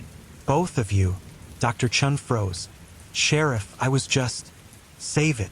Dawson's face was hard in the flashlight's beam. I've heard enough of your theories. Mr. Thatcher, I'm placing you under arrest for the disappearance of Emma Pritchett. What? Will stared in disbelief. I had nothing to do with that. You were seen, Mr. Thatcher, by 2 hikers, leading a little girl into these woods earlier today. That's impossible. I was at the house all day, reading my father's journal. I fell asleep in his study. Dawson approached, handcuffs glinting. The hiker's description was very specific. And your car was spotted near where Emma disappeared. Sheriff, Chun interrupted. You don't understand what's happening here. It's not him. It's this place. The entity in the woods can manipulate perceptions, create false sightings. Dawson ignored her, focusing on Will. Where is she? I don't know what you're talking about, Will insisted. I just came out here because I saw a child at the edge of the property. I thought it might be the missing girl. Convenient, Dawson growled. Turn around and put your hands behind your back. Before Will could comply, a sound rose from the darkness surrounding the clearing. A child's voice, singing a half-forgotten lullaby. The same melody Will had heard humming through the house. All 3 adults froze. Who's there? Dawson called, swinging his flashlight in a wide arc. The singing continued, seeming to come from everywhere and nowhere. It's starting, Chin whispered. The thinning. The massive pine tree at the center of the clearing shuddered, though there was no wind. The symbols on the altar stone began to glow with a faint blue light. Dawson cursed and stepped backward. What the hell is happening? From the darkness between the trees emerged a small figure. A girl in a nightgown, her feet bare, her face obscured by tangled dark hair. Will's heart stopped. Jessie! The figure lifted its head. It wasn't Jessie. It wasn't human at all. Where a face should have been was only smooth, pale bark, with knotholes approximating eyes and mouth. The thing tilted its wooden head, the singing emanating from its knothole mouth. Dawson shouted and fired his weapon. The bullets thudded into the creature's chest, embedding in the wood without effect. Continued its approach, the singing never faltering. Run! Chun screamed, grabbing Will's arm. It's too late for her. Run! Will stood transfixed as more figures emerged from the darkness. Child-sized, tree-limb thin, with bark-smooth faces. Among them walked a small girl in muddy pajamas. Emma Pritchett, her eyes vacant, her hand clasped in the wooden fingers of one of the creatures. Emma! Dawson called. Emma! Come here. The girl didn't respond. The singing grew louder, more voices joining the chorus. Chun pulled desperately at Will's arm. They can't cross the clearing unless invited. We need to go now. The bark-faced figures stopped at the edge of the clearing, swaying in rhythm with their song. Only Emma continued forward, walking with dreamlike slowness toward the altar. Dawson lunged for her, but one of the wooden creatures extended an impossibly long arm, wrapping twig-like fingers around his throat. The sheriff struggled, his feet leaving the ground as he was lifted into the air. "No!" Will shouted, breaking from his trance. He rushed toward Dawson, but Chun held him back. "You can't help him. The only way to stop this is to break the pact." "How?" Will demanded, watching in horror as the wooden fingers tightened around Dawson's throat.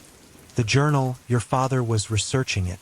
The last Thatcher to hear the calling must reject it, must break the chain willingly." Will's mind raced back to the passages he'd read that afternoon. His father had discovered something. A ritual, a counterspell, something to seal the breach between worlds. "My father never heard the calling," Will said. "It skipped him." "Then it's you," Chen insisted. "You're the last one. You have to close the gate." The singing rose to a fever pitch. Emma had reached the altar and was placing something upon it. A small stuffed rabbit, worn and loved. Dawson's struggles were weakening, his face turning purple. "What do I do?" Will asked desperately. Chen's eyes were wild. "Blood. The pact was sealed with Thatcher blood. It must be broken the same way."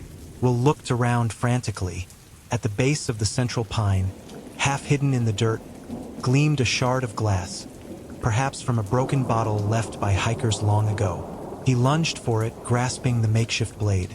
The singing stopped abruptly. All the wooden faces turned toward him, knot-hole eyes tracking his movement. "Will!" A voice called, not from the creatures but from the massive pine itself.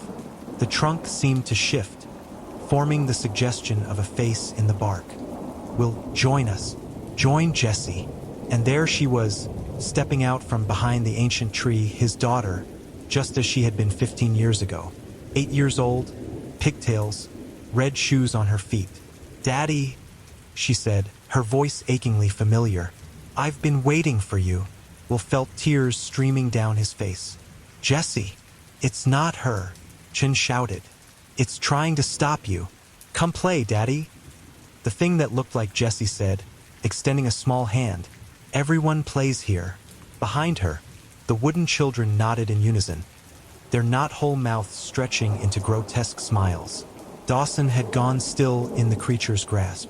Will looked down at the glass shard in his hand, then back at the child who wore his daughter's face. 15 years of grief and guilt crashed over him.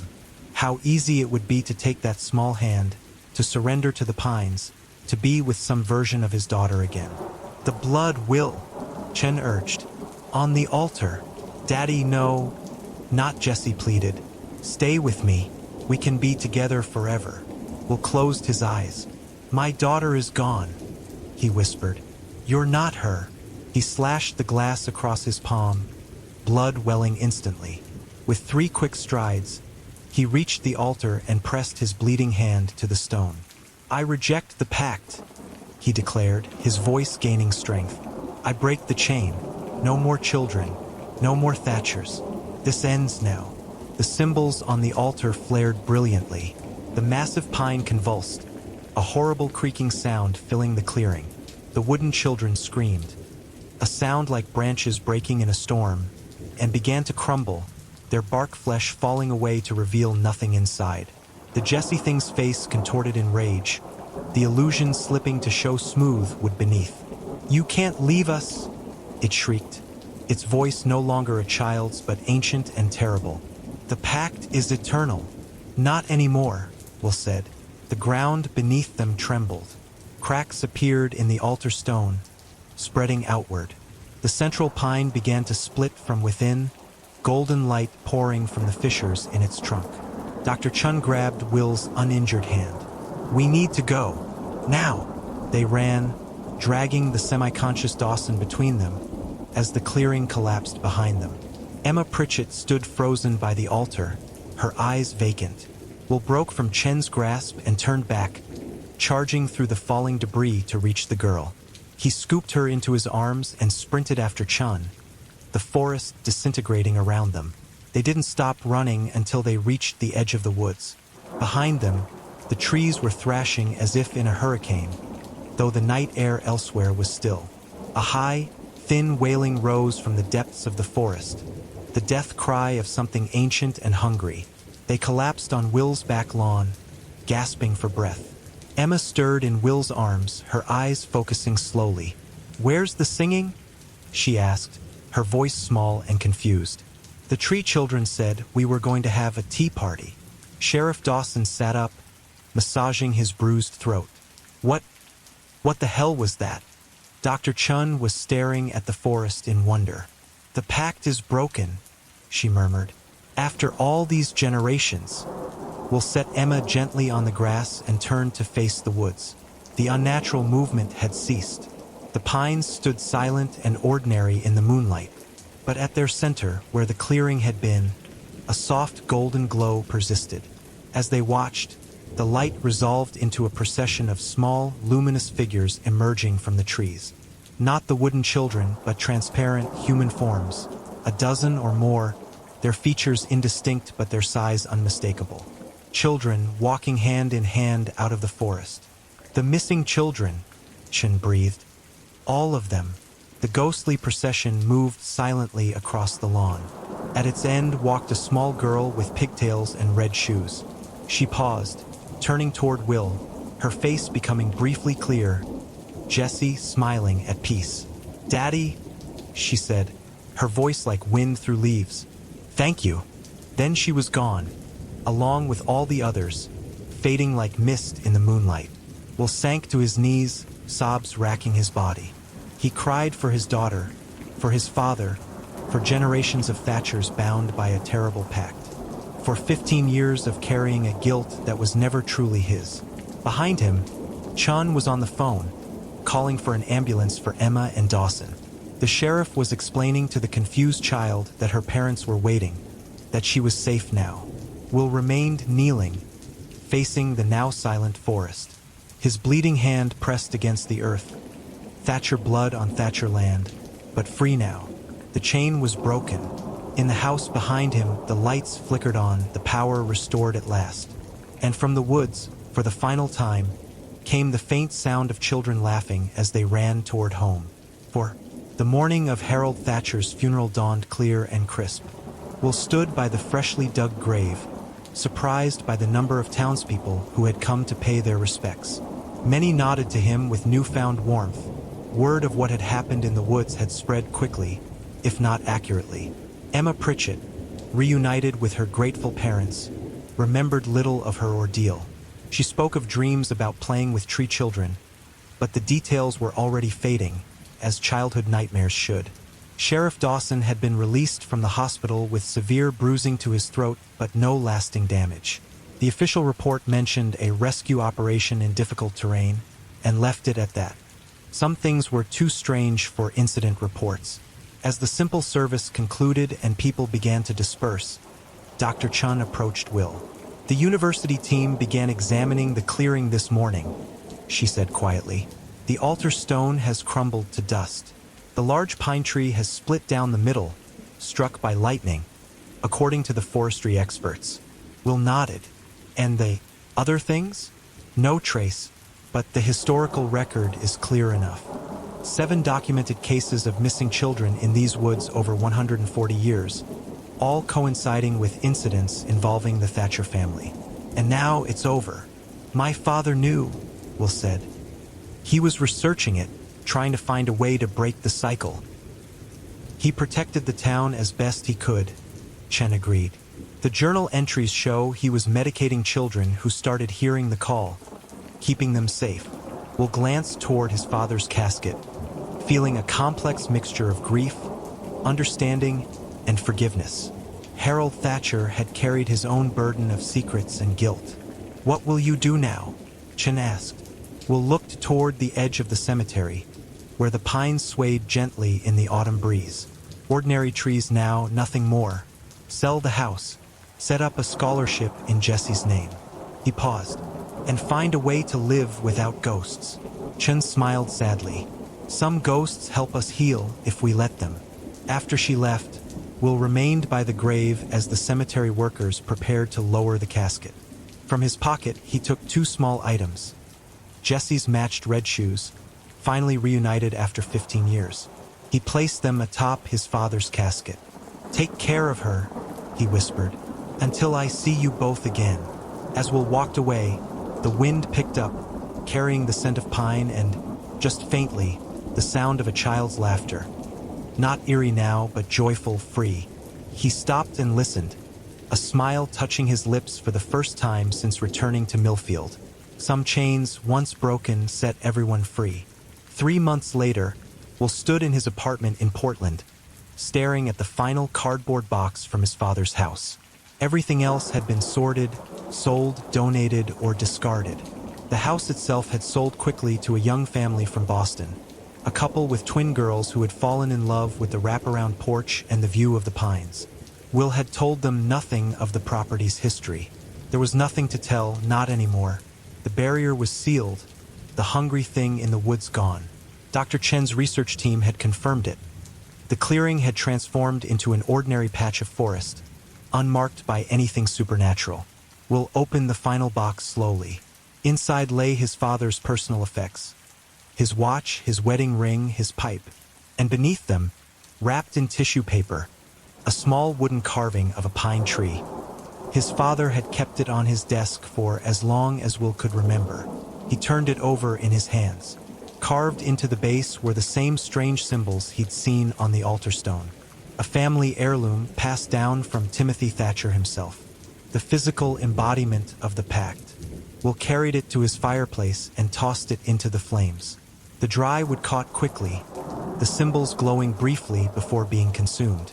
As the last piece of the Thatcher legacy burned away, Will felt a weight lift from his shoulders. That night, for the first time since childhood, he slept without dreaming of trees. In Millfield, the pines rustled in the winter wind, ordinary trees sheltering ordinary secrets. The new family settled into the old Thatcher house, the twin girls playing happily in the yard, never wandering too close to the forest's edge. Not out of fear, but simply because children rarely do exactly what their parents warn them against. And if, on particularly still nights, the youngest twin sometimes sat by her bedroom window, watching the moonlight catch on the pine needles, hearing what might have been faint whispers in the rustling branches.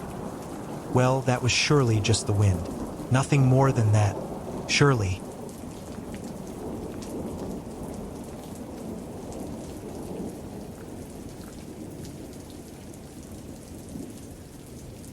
Whispers in the frost. 1. Duncan Thorne pulled his truck into the gravel driveway of his childhood home, cutting the engine as snow began to fall. 12 years since he'd last seen the place, and it seemed like the weather hadn't changed one damn bit. Cold. Always so goddamn cold in Pine Haven.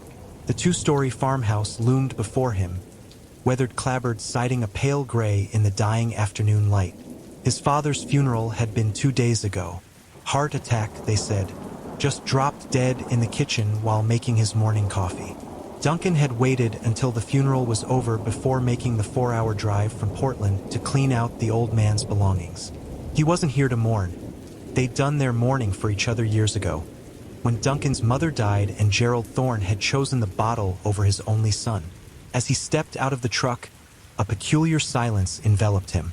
No birds, no distant traffic, just the whisper of snowflakes as they drifted down from a gunmetal sky. The air smelled like frost and pine and something else he couldn't quite place.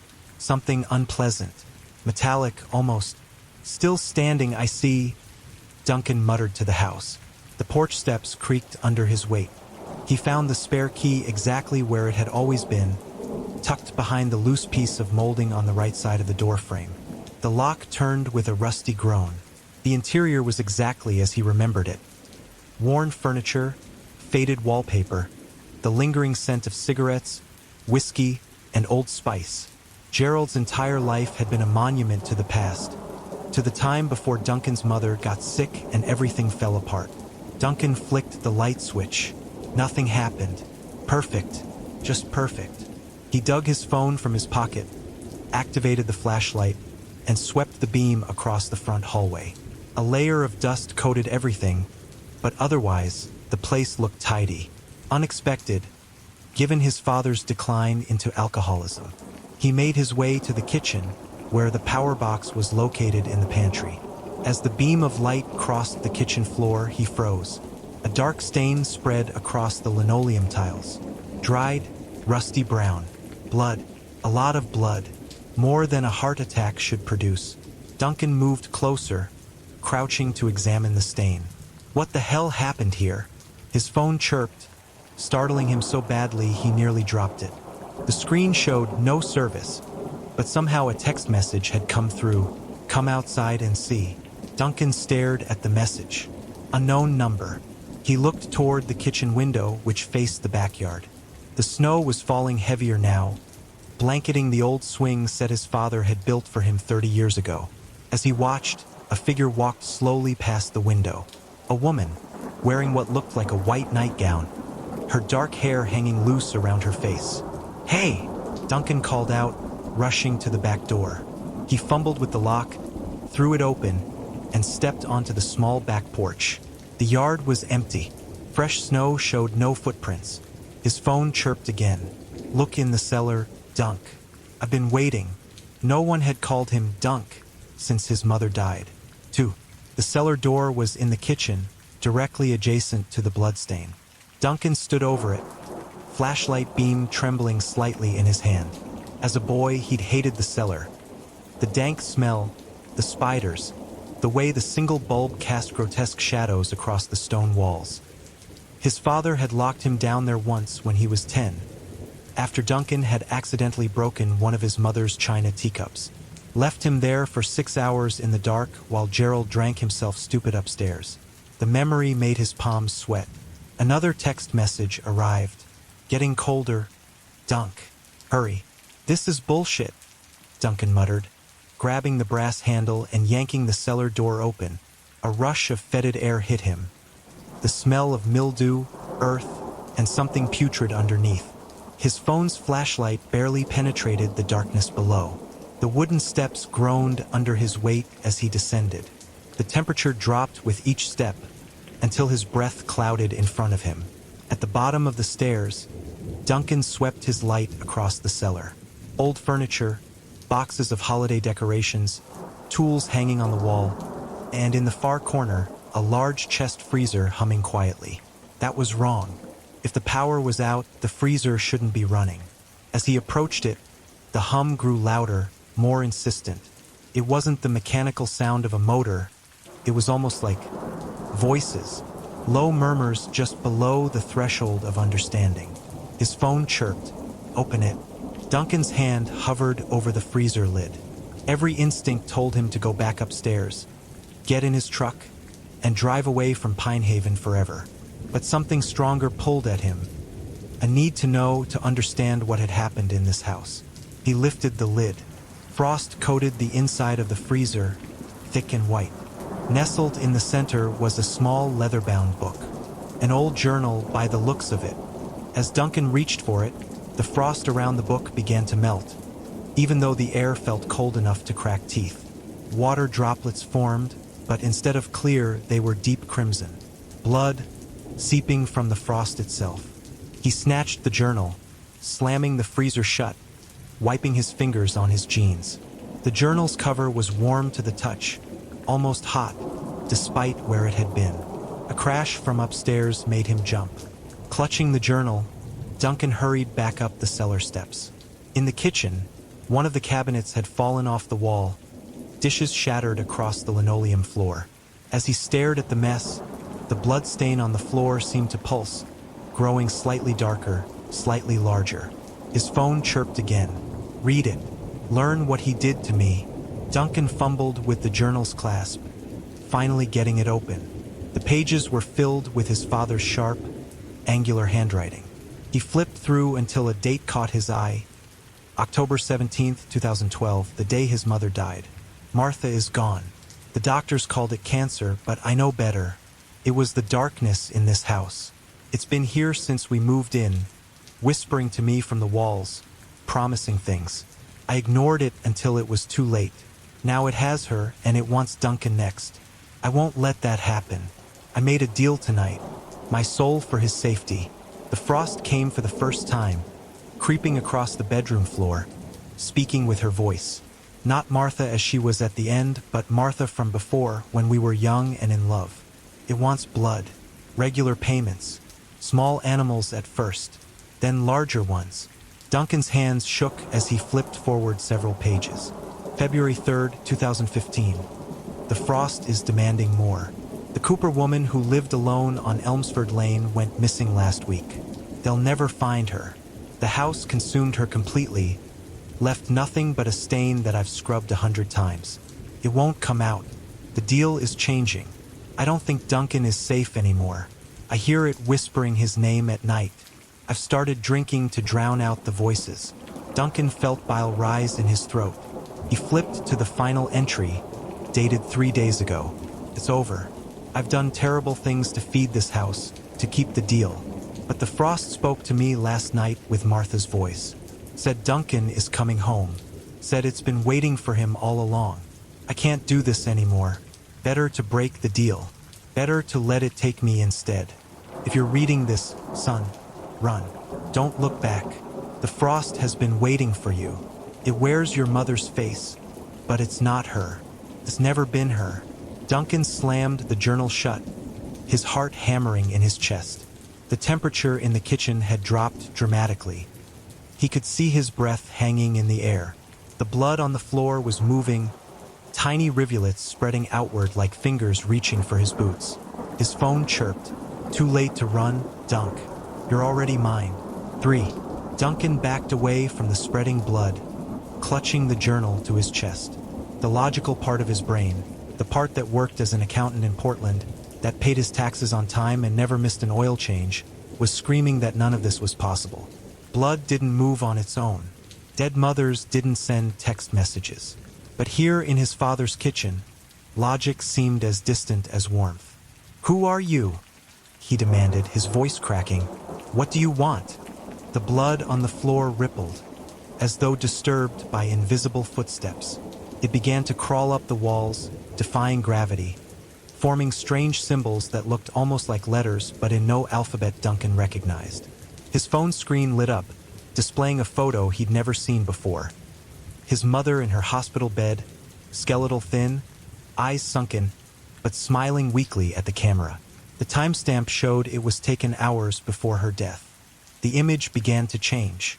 His mother's smile grew wider, wider, impossibly wide, until it split her face. Her eyes darkened, became pools of ink. The phone grew hot in his hand. He dropped it with a yelp. The screen shattered as it hit the floor, but the grotesque image remained visible through the cracks. "This isn't real," Duncan whispered, backing toward the front door. "None of this is real." The blood on the walls pulsed, and suddenly the electricity flickered back on. The overhead light revealed the true state of the kitchen. Not merely dusty, but devastated. Cabinet doors hung askew, dishes lay smashed, dark stains splattered across every surface. The refrigerator door was open, revealing spoiled food crawling with maggots. And written on the wall in what could only be his father's blood, "Duncan comes home." A sound came from upstairs, a soft thud, followed by the creak of floorboards. Footsteps, moving across the ceiling above him. The journal in his hands grew warm, then hot, until he had to drop it. It fell open to a page he hadn't seen before, with a single sentence written in handwriting that wasn't his father's. "I've missed you, my special boy." His mother's handwriting. Duncan ran to the front door, yanked on the handle. It wouldn't budge. He threw his shoulder against it, again and again, but it felt like hitting solid steel. The footsteps on the second floor reached the top of the stairs. Slow, deliberate steps began descending. Duncan backed away from the door, into the living room. Family photos lined the walls, pictures of happier times, before his mother got sick. As he watched, the glass in the frames began to frost over, tiny crystals spreading across each smiling face. In every photo, his mother's eyes began to bleed, dark tears that ran down the images and dripped onto the floor. The footsteps reached the bottom of the stairs. "This isn't happening," Duncan whispered. "I'm having some kind of breakdown." "Oh, Dunk," came a voice from the hallway. A woman's voice, soft and loving, but with something else underneath, something that sounded like bones grinding together. You always did have such an active imagination. She stepped into view. His mother, just as he remembered her before the cancer.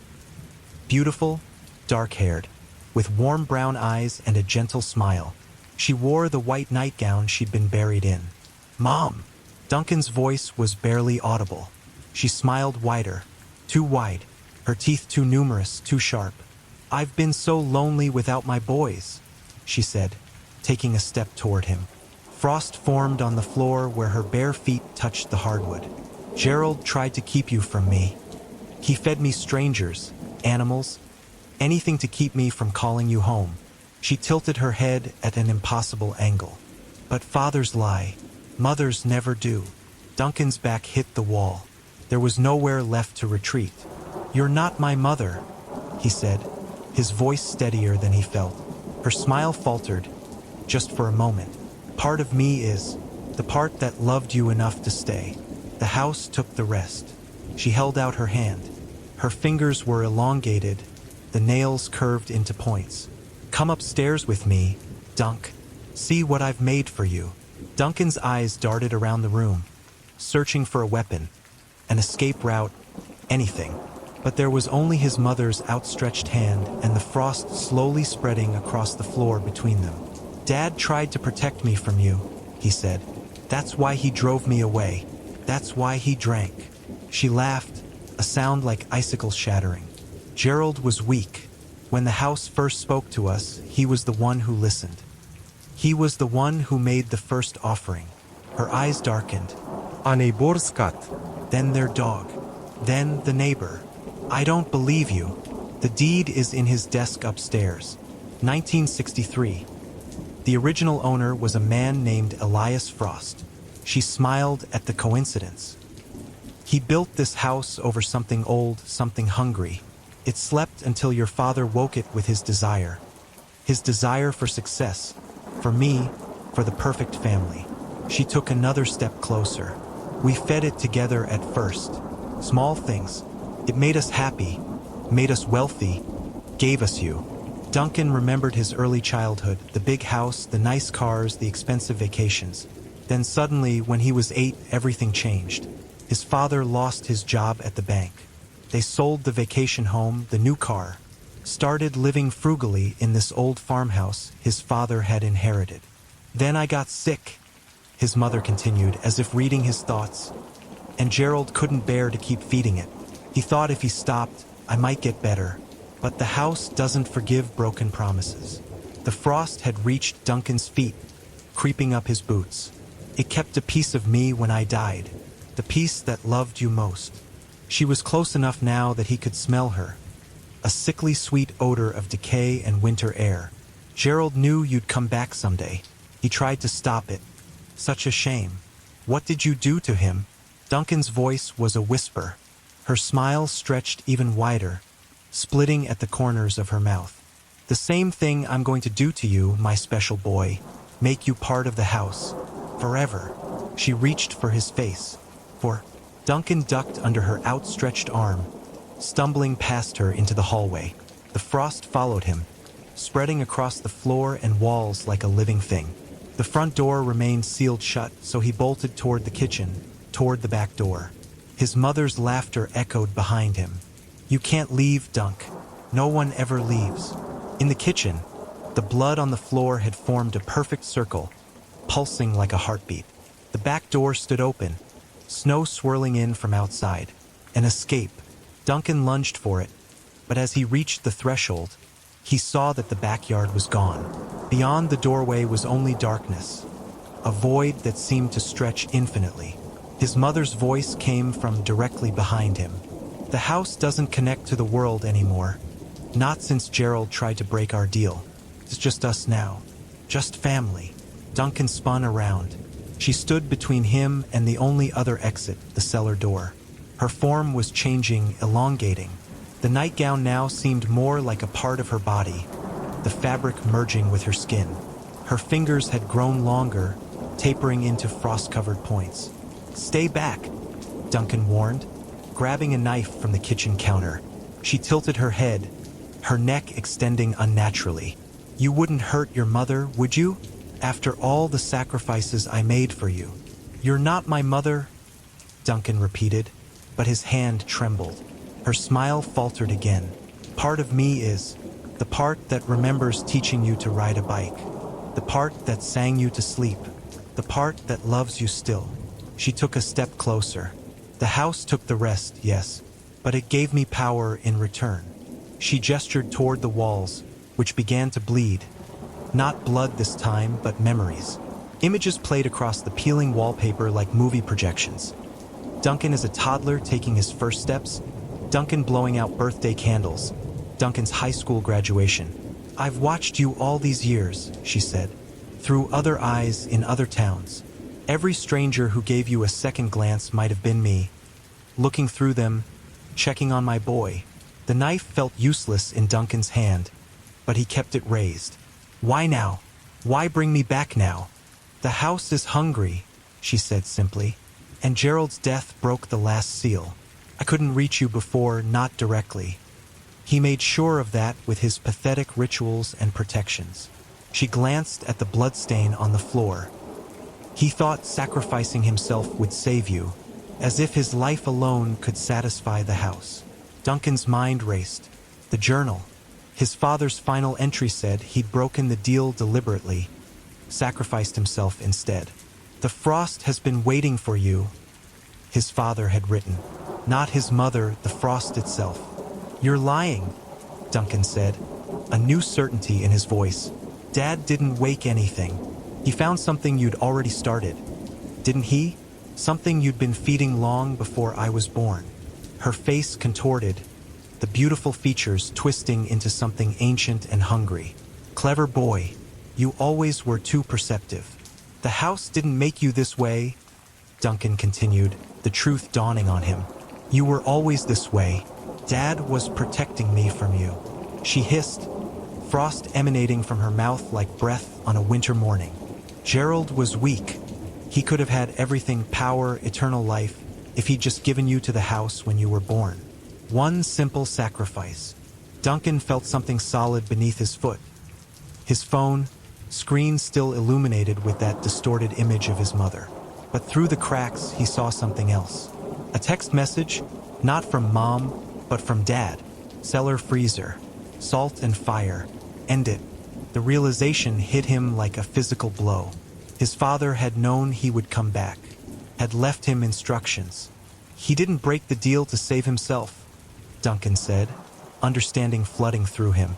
He broke it to force your hand, to bring everything to the surface so I could see it, so I could end it. Her shriek rattled the windows, the sound inhuman and filled with rage.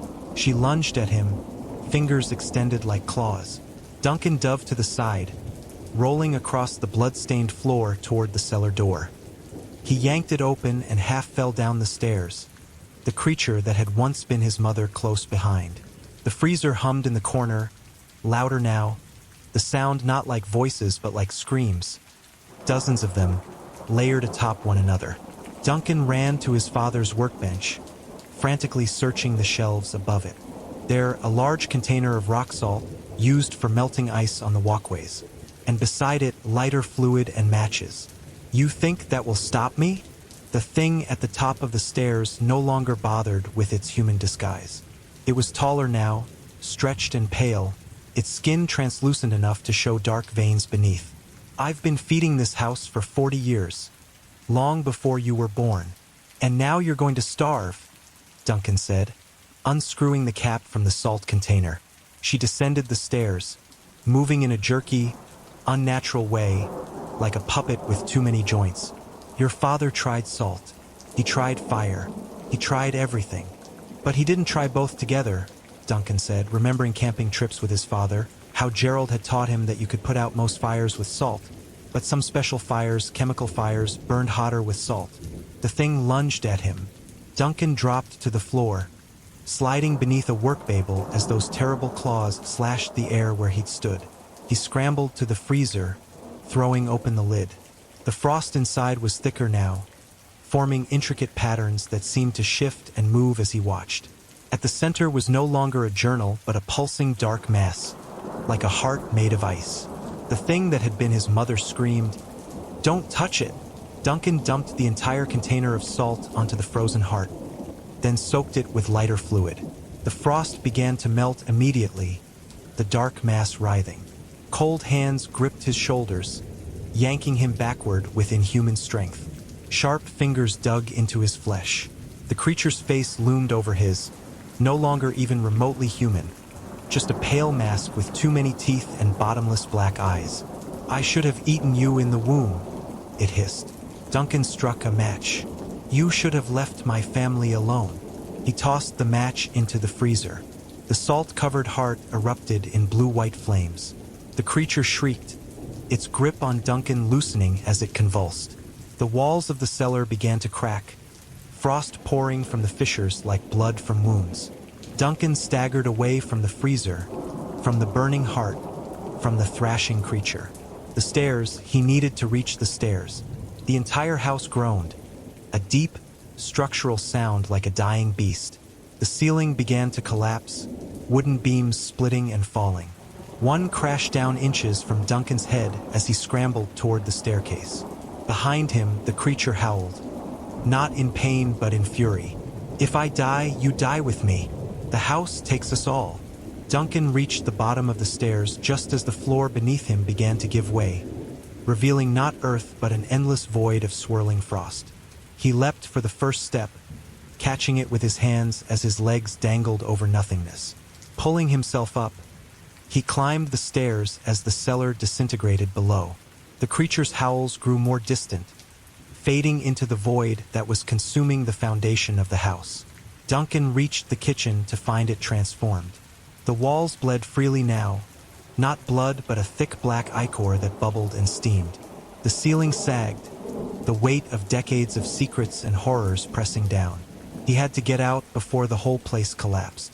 The front door was still sealed shut by whatever power had held it before, but the back door, the one that had shown only void, now revealed the snow-covered backyard, the old swing set, the line of pine trees beyond. An escape if he could reach it in time. Duncan ran, his boots slipping on the ichor-slick floor. Behind him, the living room ceiling gave way with a deafening crack. The family photos on the walls shattered, glass raining down. 3 steps from the back door, the floor beneath him splintered.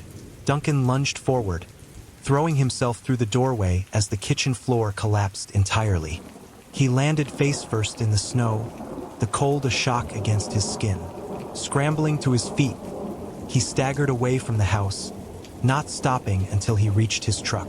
Looking back, he watched as his childhood home imploded, collapsing in on itself like it was being swallowed from within. The structure twisted and warped in ways that defied physics, until finally, with a sound like 1,000 voices screaming in unison, it vanished entirely, leaving nothing but an empty, snow-covered lot where the house had stood. Duncan stood there, shivering, for how long he couldn't say. The snow continued to fall, already beginning to cover the bare patch of earth. His phone chimed in his pocket. Somehow it had survived. The screen was still cracked, but the distorted image of his dying mother was gone. A new text message appeared. "It's over. Go live, son. Dad." Duncan looked at the empty lot one last time, then climbed into his truck, turned the key, and drove away from Pine Haven. He didn't look back. 3 months later, Duncan stood at the edge of the property, surveying the empty lot where his childhood home had once stood. Spring had arrived, melting away the snow to reveal nothing. No foundation, no debris, no evidence that a house had ever existed there. Just bare earth starting to sprout with new grass.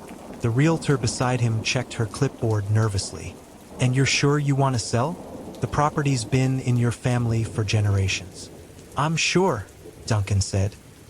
He hadn't slept well since that night, haunted by dreams of frost and darkness and his mother's too wide smile. But the dreams were fading, growing less frequent with each passing week. "Any idea what happened to the house?" the realtor asked. "The county has it listed as standing as of last year's tax assessment." Duncan shrugged. "Old houses. They fall apart eventually." She nodded, clearly sensing there was more to the story but professional enough not to pry. I should mention, given the unusual circumstances, we'll need to disclose that there was an incident on the property. It might affect the sale price. Disclose whatever you need to, Duncan said. I just want it gone. After signing the paperwork in the realtor's car, Duncan walked the perimeter of the property one last time. He'd hired contractors to remove his father's truck and the few possessions that had somehow survived, donating most to Goodwill. The only thing he'd kept was his father's watch, which he now wore on his wrist. As he reached the far corner of the lot, where the old oak tree still stood, Duncan noticed something odd. A small patch of ground that remained frozen despite the warm spring air. A perfect circle of frost, about the size of a dinner plate. He crouched down, studying it. The frost wasn't melting, even as the sun beat down. In its center, something dark pulsed just beneath the surface. Duncan reached into his pocket, withdrew a small container of salt and a lighter. He'd taken to carrying them everywhere. Nice try, he murmured, sprinkling salt over the frozen patch. It sizzled on contact, the frost receding like a living thing recoiling from pain. Beneath it was a small leather-bound book, his father's journal, somehow intact. Duncan picked it up cautiously, half expecting it to be ice-cold, but it felt normal in his hand. He opened it to find most of the pages blank now, the terrible accounts of his father's bargain erased. Only the final entry remained. I'm proud of you, son. Took me 20 years to understand what we were dealing with. Took you one night to end it. The frost might try again, it's old and patient. But now you know how to fight it. Some darkness runs in bloodlines. Your mother's family brought it with them to this country generations ago. She wasn't evil, just taken, consumed, transformed. Couldn't save her, but we saved you. If you're reading this, you've come back one last time. Don't come again. Let the land lie empty. Some places shouldn't be built upon. Some earth should never be disturbed. I love you, Duncan. I always did. Dad. Duncan closed the journal, slipped it into his jacket pocket. The frozen patch where it had lain was gone now, replaced by healthy soil. He walked back to his car, parked on the road that bordered the property. As he opened the door, his phone chimed with a text. Unknown number. He hesitated before looking at the screen. Bloodlines run deep, Dunk. Frost always returns with winter. See you next year. Duncan deleted the message, then dropped his phone on the pavement and crushed it under his heel. He would get a new one with a new number. Move to a warmer climate. Florida, maybe. Or Arizona. Somewhere frost was rare. As he drove away, he glanced in his rearview mirror at the empty lot. For just a moment, he thought he saw a figure standing there. A woman in white, her dark hair blowing in a wind that didn't exist. Then he blinked, and there was nothing but empty land and the promise of spring. Duncan turned his eyes to the road ahead and pressed the accelerator. Some darkness might run in bloodlines, but so did strength. So did survival. The frost would return someday, but when it did, he would be ready. And he would never, ever go home again. The end. The Deep Below. Part 1, Homecoming. Frank Hadley had always known he would die in Millwater. It wasn't a premonition or anything mystical like that. Just the resigned acceptance of a man who recognized the gravitational pull of small towns. They sucked you back eventually, no matter how far you traveled. He'd escaped once before, 23 years ago, vowing never to return to the fading lumber town nestled in the shadow of Maine's Baxter State Park. But here he was, steering his Subaru down Main Street on a drizzly October afternoon, the sky the color of wet cement. The town looked smaller than he remembered. The storefronts seemed compressed, as if Millwater itself had exhaled and never quite filled its lungs again. Hadley's Market was now a vape shop. The old movie theater had become a decrepit community center with peeling paint. Only Dooley's Diner appeared unchanged, its neon sign flickering weakly against the gloom. Frank checked his watch. 4:17 p.m. He'd promised Martha he'd be at the funeral home by 5 to go over final arrangements for their father. He hadn't seen his sister in almost a decade, not since their mother's funeral. Back then, Martha had begged him to stay, to help with their increasingly erratic father. Frank had declined, citing his job in Boston, his life elsewhere. The truth was simpler and far more cowardly. He couldn't bear to be in Millwater. Not after what happened. Not after Jeremy. He pulled into the parking lot of the Pine Valley Motel, a single-story horseshoe of rooms that had been weathered to the exact color of despair. The vacancy sign buzzed anxiously, missing the letter C. The rain was falling harder now, heavy enough that Frank had to dash from his car to the office, his leather jacket pulled over his head. The motel clerk was ancient and disinterested, his eyes barely lifting from a dog-eared paperback as Frank checked in. Room 17. The key was attached to a plastic fob so large it barely fit in his pocket. "How long you staying?" the clerk asked, his voice like gravel in a dryer. "Not sure yet. Few days at least." Frank signed the registration card. "Just in town for a funeral." The clerk nodded as if this was the only sensible reason anyone ever came to Millwater anymore. "Harold Hadley?" he asked. Frank nodded. "Heard about that. Nasty business." The clerk turned back to his book. "Sorry for your loss." Frank muttered thanks and went back into the rain, wondering what the old man meant by nasty business. His sister had only told him that their father had died suddenly. "Heart attack," she'd said on the phone, her voice flat with exhaustion or something deeper. Room 17 smelled of industrial cleaner and cigarettes, though the room claimed to be non-smoking. The bedspread was a faded floral pattern that might have been cheerful during the Carter administration. Frank dropped his duffel bag on the floor and sat on the bed, feeling the spring's protest beneath him. He considered calling Martha to let her know he'd arrived, but found himself dialing another number instead. He wasn't sure why. Some reflexive need for comfort, perhaps, or just the desperate desire to hear something familiar in this town where everything was simultaneously strange and suffocatingly recognizable. Boston Detective Division, Detective Reynolds speaking. "Hey Mike, it's Frank." There was a pause on the line. "Frankie, you in Maine?" "Yeah, just got into town." "How's it looking?" "Like someone drained all the color out of the world." Frank stared out the window at the rain-slicked parking lot. "Town's dying. Maybe already dead." "Well, you're only there to bury your old man and sort his affairs, right?" "Week, tops. That's the plan." Reynolds sighed on the other end. Frank could picture him at his desk, pinching the bridge of his nose the way he did when he was concerned. They'd been partners for 7 years before Frank had transferred to homicide 2 years ago, and there was still a certain telepathy between them. "You sure about this, Frank? After what happened last time you were up there?" "That was a lifetime ago," Frank interrupted, more sharply than he'd intended. "And your dad passing like that, it's got to bring up memories."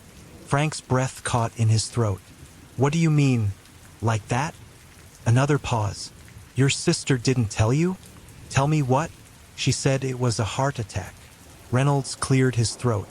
"Look, maybe you should talk to her first." "Mike, tell me." There was a long sigh on the other end. "It hit the wire because of the circumstances. Your dad. They found him in the basement of your old house. His heart gave out, but..." Reynolds paused. He'd apparently been digging. For days, maybe weeks. Tore up the entire concrete floor. Neighbors called it in when the smell started. They thought maybe a sewage pipe had burst. Frank's mouth went dry. Digging? For what? No one seems to know. The report just said he'd excavated almost the entire basement floor, 6 feet deep in some places. They found him at the bottom of one of the holes. Frank closed his eyes, a memory bubbling up from the depths of his consciousness. His father in rubber boots, standing in muddy water up to his shins, the flashlight beam dancing across wet stone walls. The smell of earth and something else. Something old. This is where it comes from, Frankie. This is where the bad things rise. Frank, you still there? He snapped back to the present. Yeah, I'm here. Look, I probably shouldn't have told you that. Your sister probably wanted to break it to you gently.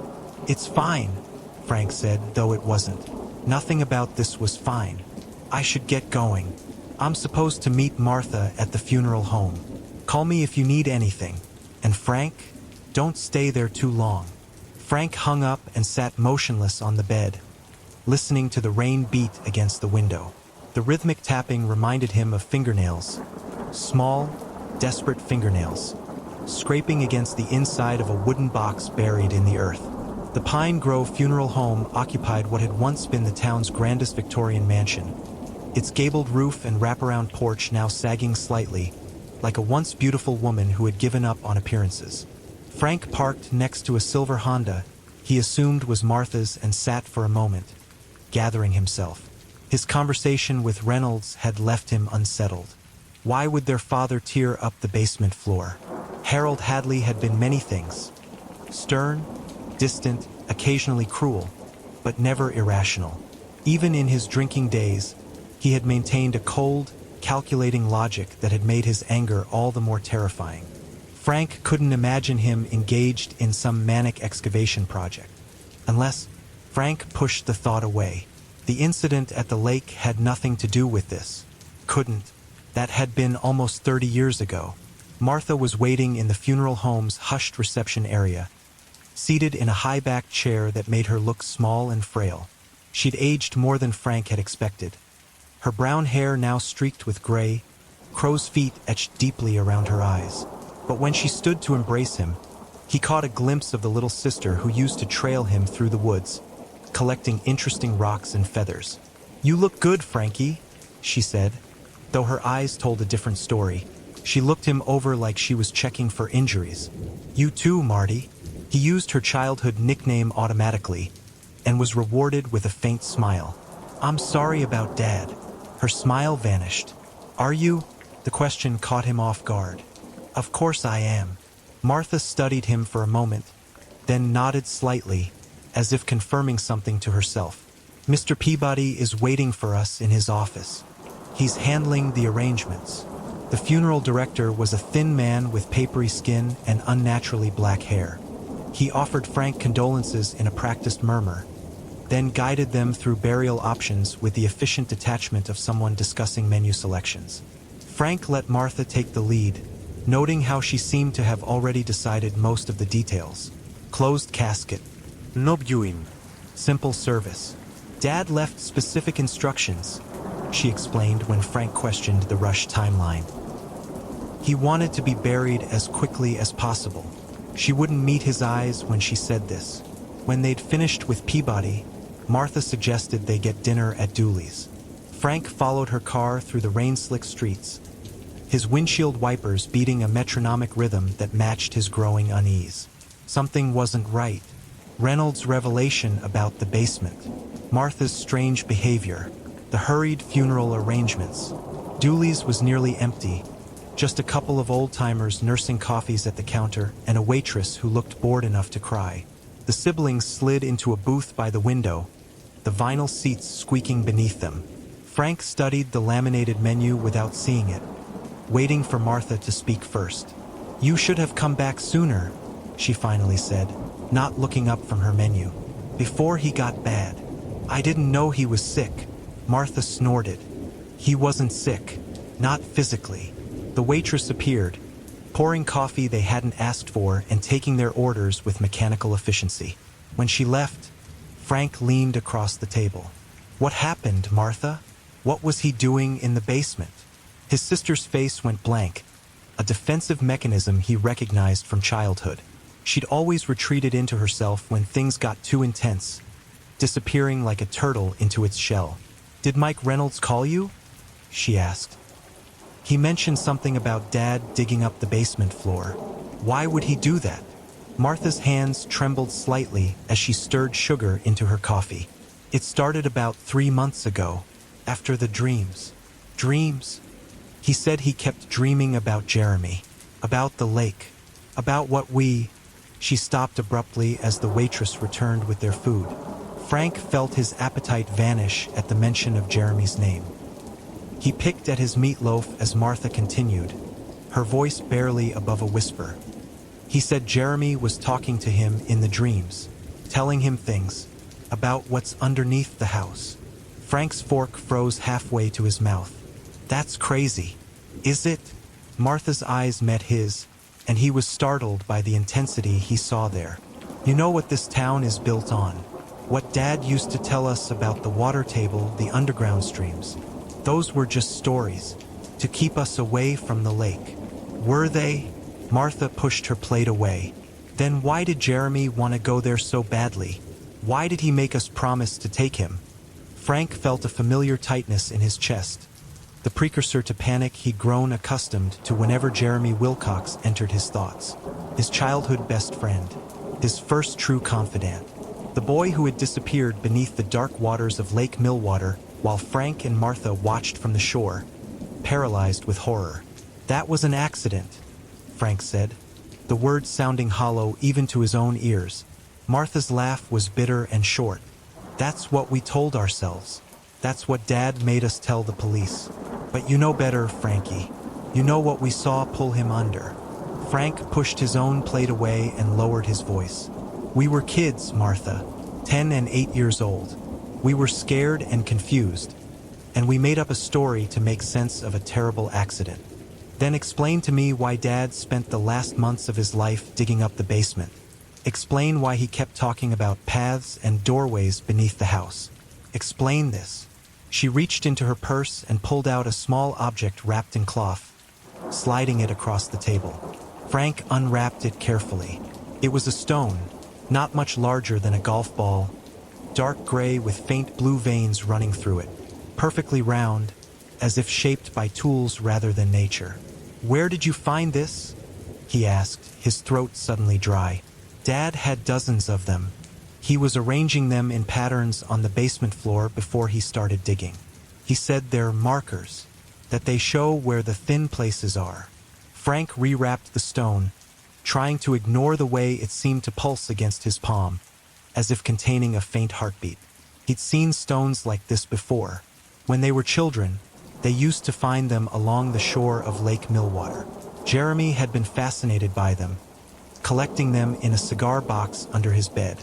This doesn't mean anything, Frank insisted, pushing the stone back toward Martha. Dad was old. Maybe he was developing dementia. The doctors checked. His mind was fine. Martha tucked the stone back into her purse. He knew exactly what he was doing. He was trying to close something, Frankie. Something he said we opened 30 years ago when we took Jeremy to the lake. Frank felt the coffee turning acidic in his stomach. Outside, the rain had intensified, drumming against the diner's windows like impatient fingers. Why are you telling me this? What do you want from me? Martha's eyes brimmed with tears. Because it's not over. Whatever Dad was trying to do, he didn't finish it. And now Jeremy is in my dreams too. Part 2. Beneath. Frank spent a restless night at the Pine Valley Motel, drifting in and out of consciousness as the rain beat a steady rhythm against the roof. Each time he closed his eyes, he saw Jeremy Wilcox's face. Not as he'd looked that final day at the lake, but as he'd appeared in the weeks before, growing increasingly obsessed with the stories about what lurked beneath Millwater. There's a whole world down there, Frankie, Jeremy had whispered during one of their campouts in Frank's backyard. My grandpa says the Indians knew about it. That's why they never settled here. They said there were doors under the water that led to the hollow places. Frank had dismissed it as one of Jeremy's many flights of fancy. His friend had always been imaginative, always seeking magic in the mundane world. But then Jeremy had shown him the stones, perfectly round, unnaturally smooth, and something had stirred in Frank, a recognition of wrongness that his 10-year-old mind couldn't articulate. He awoke at dawn, sweat-soaked and gasping. For a disorienting moment, he thought he was back in his childhood bedroom, the one that overlooked the backyard and the dense woods beyond. But the cheap motel art on the wall and the buzzing fluorescent light in the bathroom grounded him in the present. Frank showered, letting the hot water sluice away the night's unease. He had promised Martha he would meet her at their father's house this morning to begin the overwhelming task of sorting through Harold Hadley's possessions. The funeral was scheduled for tomorrow afternoon, unusually quick, as Martha had arranged everything before Frank's arrival. The rain had stopped, but the sky remained overcast as Frank drove through town toward the outskirts where the Hadley family home stood on 2 acres of wooded land. The house came into view as he rounded the final bend, a two-story colonial with white clapboard siding that had grayed with age and neglect. The sight of it sent a jolt of recognition through him.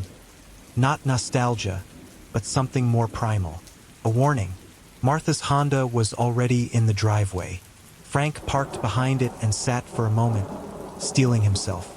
He hadn't set foot in this house since the day after his high school graduation, when he packed a duffel bag and caught a Greyhound bus to Portland without saying goodbye. The front door was unlocked. Frank stepped into the foyer, assaulted immediately by the familiar smell old wood, the faint mustiness of a house built too close to water, and underneath it all, the chemical sting of the industrial cleaners his father had always used. Harold Hadley had been fanatical about cleanliness, scrubbing surfaces raw as if trying to sanitize more than just the physical space. "Martha," Frank called. "Down here." Her voice floated up from below, and Frank felt a cold knot form in his stomach. The basement. He moved through the house, noting how little had changed. The same faded wallpaper in the hallway, the same worn carpet on the stairs, the same family photos arranged on the wall, though he noticed his own face appeared only in the oldest ones, before he'd turned 11. Before Jeremy, the basement door stood open, a rectangle of absolute darkness that seemed to breathe. Frank hesitated at the threshold, a childhood terror gripping him. His father had rarely allowed them in the basement, claiming it was unsafe. On the few occasions they had ventured down, Harold had watched them with an intensity that bordered on mania, hurrying them back upstairs after only minutes. "Martha?" he called again, his voice catching. "You need to see this, Frankie." He found the light switch and flipped it on. A single bare bulb illuminated the staircase, casting more shadows than light.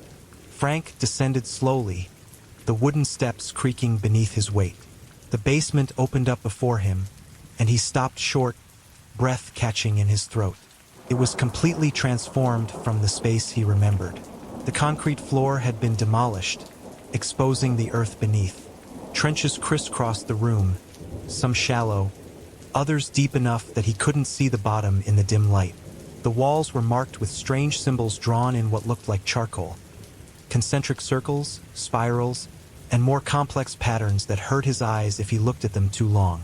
Martha stood in the center of the chaos, her small frame dwarfed by the destruction around her. She wore rubber boots and work gloves, looking bizarrely prepared, as if she'd been expecting this. "Jesus Christ," Frank breathed, carefully picking his way toward her. "Dad did all this?" He started in the corner over there. Martha pointed to the far side of the basement, where a small hole had expanded into a massive excavation. Said he could hear water running below, that it was talking to him. Frank peered into the nearest trench. The earth was dark and moist, unlike the dry, sandy soil that characterized most of Millwater. It reminded him of the lakeshore mud, black and oddly iridescent when the light hit it just right. What was he looking for? Martha crouched down, running her gloved hand along the edge of the trench. He said there was something underneath the house. Passageway. He believed it connected to the lake. "That's impossible. The lake is 3 miles from here." "Is it?" Martha's voice had taken on a strange, dreamy quality. "Distance works differently below. That's what Jeremy used to say." Frank felt his patience fraying. Jeremy was a kid with an overactive imagination.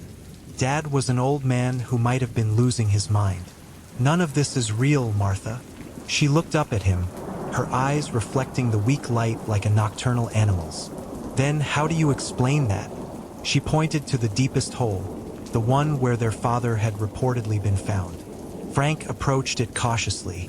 The pit was at least 7 feet deep, its sides shored up with pieces of broken furniture and wooden boards. At the bottom, barely visible in the shadows, was a dark circular opening about 3 feet in diameter. Water gleamed at its edge. Frank felt the hairs on the back of his neck rise. "Is that?" "A tunnel," Martha nodded. "Dad broke through 3 days before he died. He was down there for hours that night.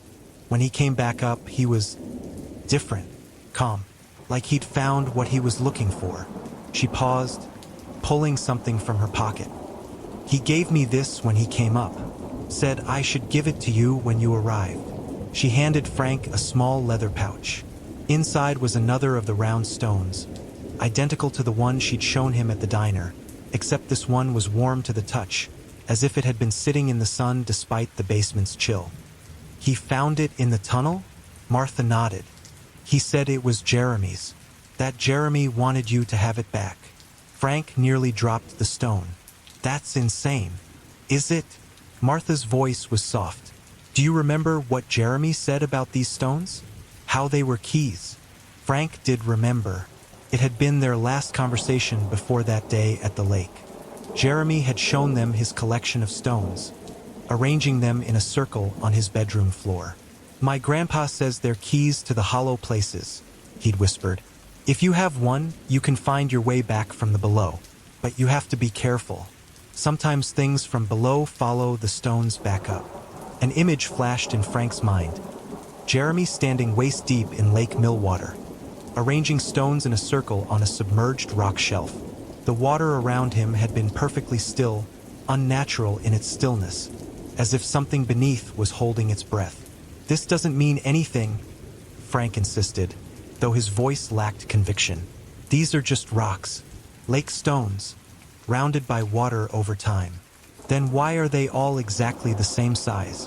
Why do they feel warm? Martha challenged. And why did Dad find one that Jeremy had?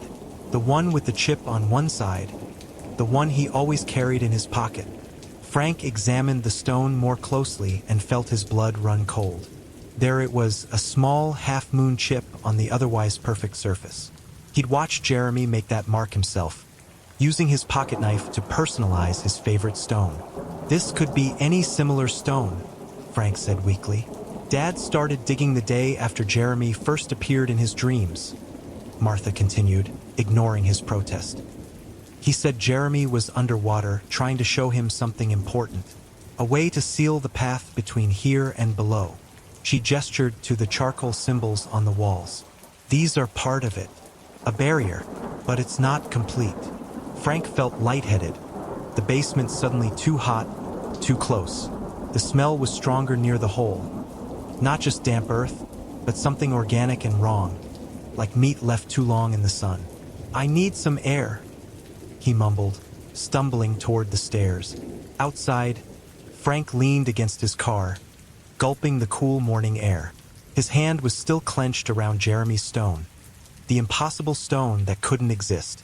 His rational mind scrambled for explanations. His father could have kept it all these years, or found another stone and damaged it in the same way to support his delusion. But deep down, in a place he'd spent decades trying to silence, Frank knew. He knew because he remembered what had happened after Jeremy placed the stones in the water.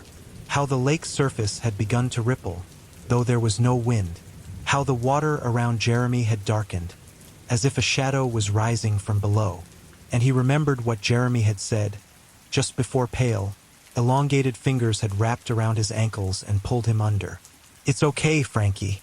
They just want to show me the hollow places. I'll come back. I promise. Martha emerged from the house, her face grim but determined. We need to finish what Dad started, she said without preamble.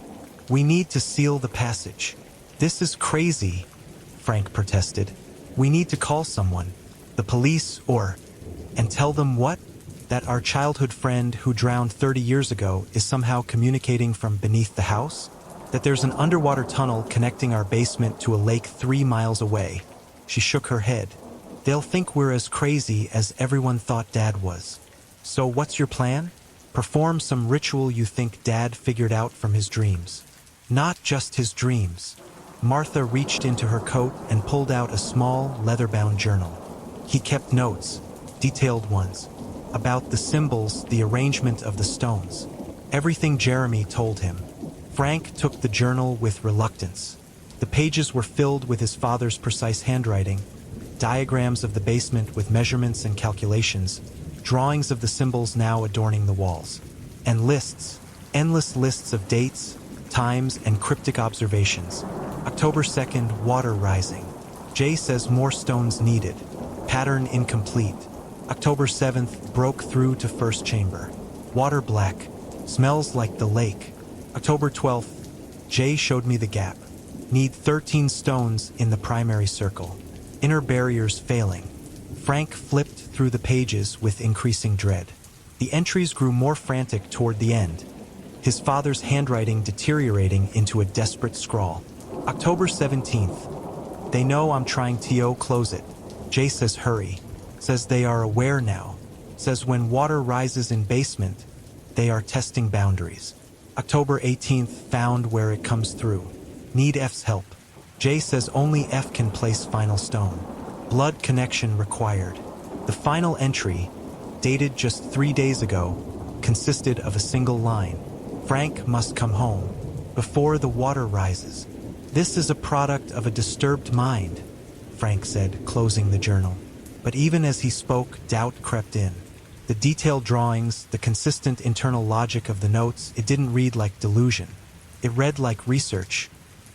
He died trying to protect this town, Martha said quietly, to fix what we broke when we helped Jeremy open the door. We were children. We didn't know what we were doing. Exactly. But now we do. Martha took the journal back. Dad got through most of it. The symbols, the primary stone circle. He just couldn't complete the final barrier. That's where you come in. Why me? Because you were closest to Jeremy. Because you made a promise. Frank flinched. The promise. The one he'd tried so hard to forget. The night before they went to the lake, Jeremy had made them swear a blood oath. An actual cutting of palms and pressing them together in the melodramatic way of children who've watched too many movies.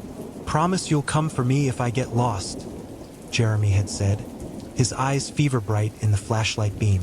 Promise you'll help me close the door if they try to come through. They'd promised, of course.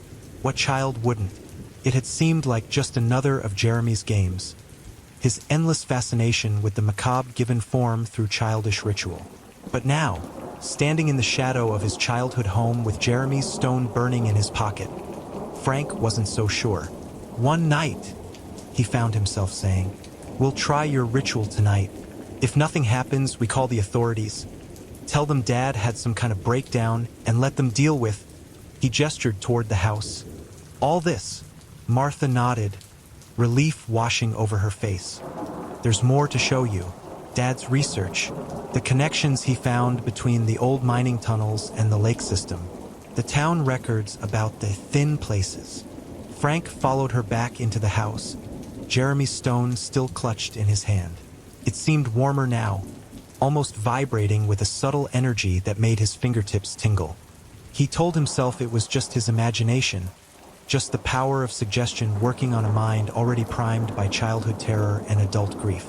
But as they passed through the kitchen, he glimpsed something through the window that made his blood freeze. A figure standing at the edge of the woods behind the house.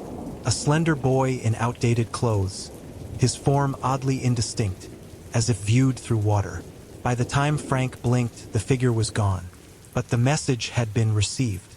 Jeremy was waiting. Part 3 rising. They spent the day preparing. Martha had already gathered most of what they needed. Candles, salt, more of the rounded stones their father had collected.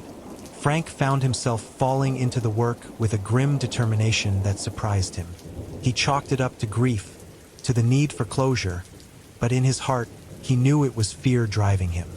Fear of what might happen if they didn't try. As Martha outlined their father's plan, Frank was struck by the underlying logic of it all. Harold Hadley had been methodical, tracing the history of Millwater's strange occurrences back through newspaper archives and town records. He'd found patterns, disappearances, floods, patches of inexplicable blight, all centered around the lake and occurring in roughly 30-year cycles.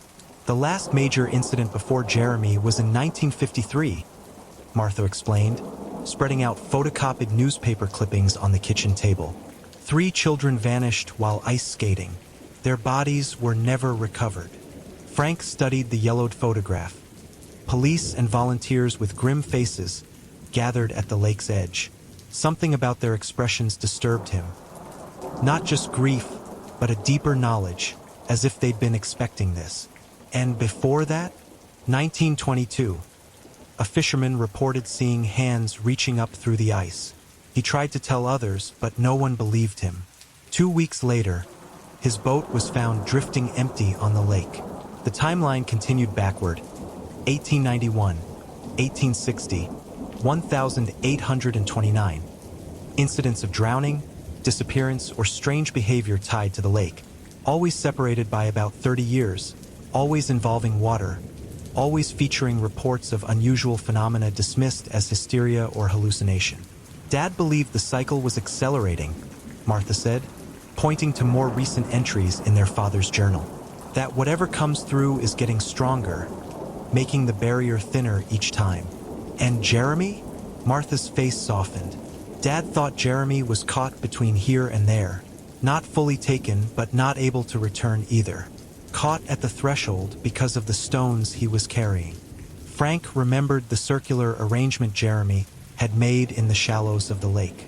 12 stones placed in a perfect circle on a submerged rock shelf. He was trying to open a door, Frank murmured, and he succeeded.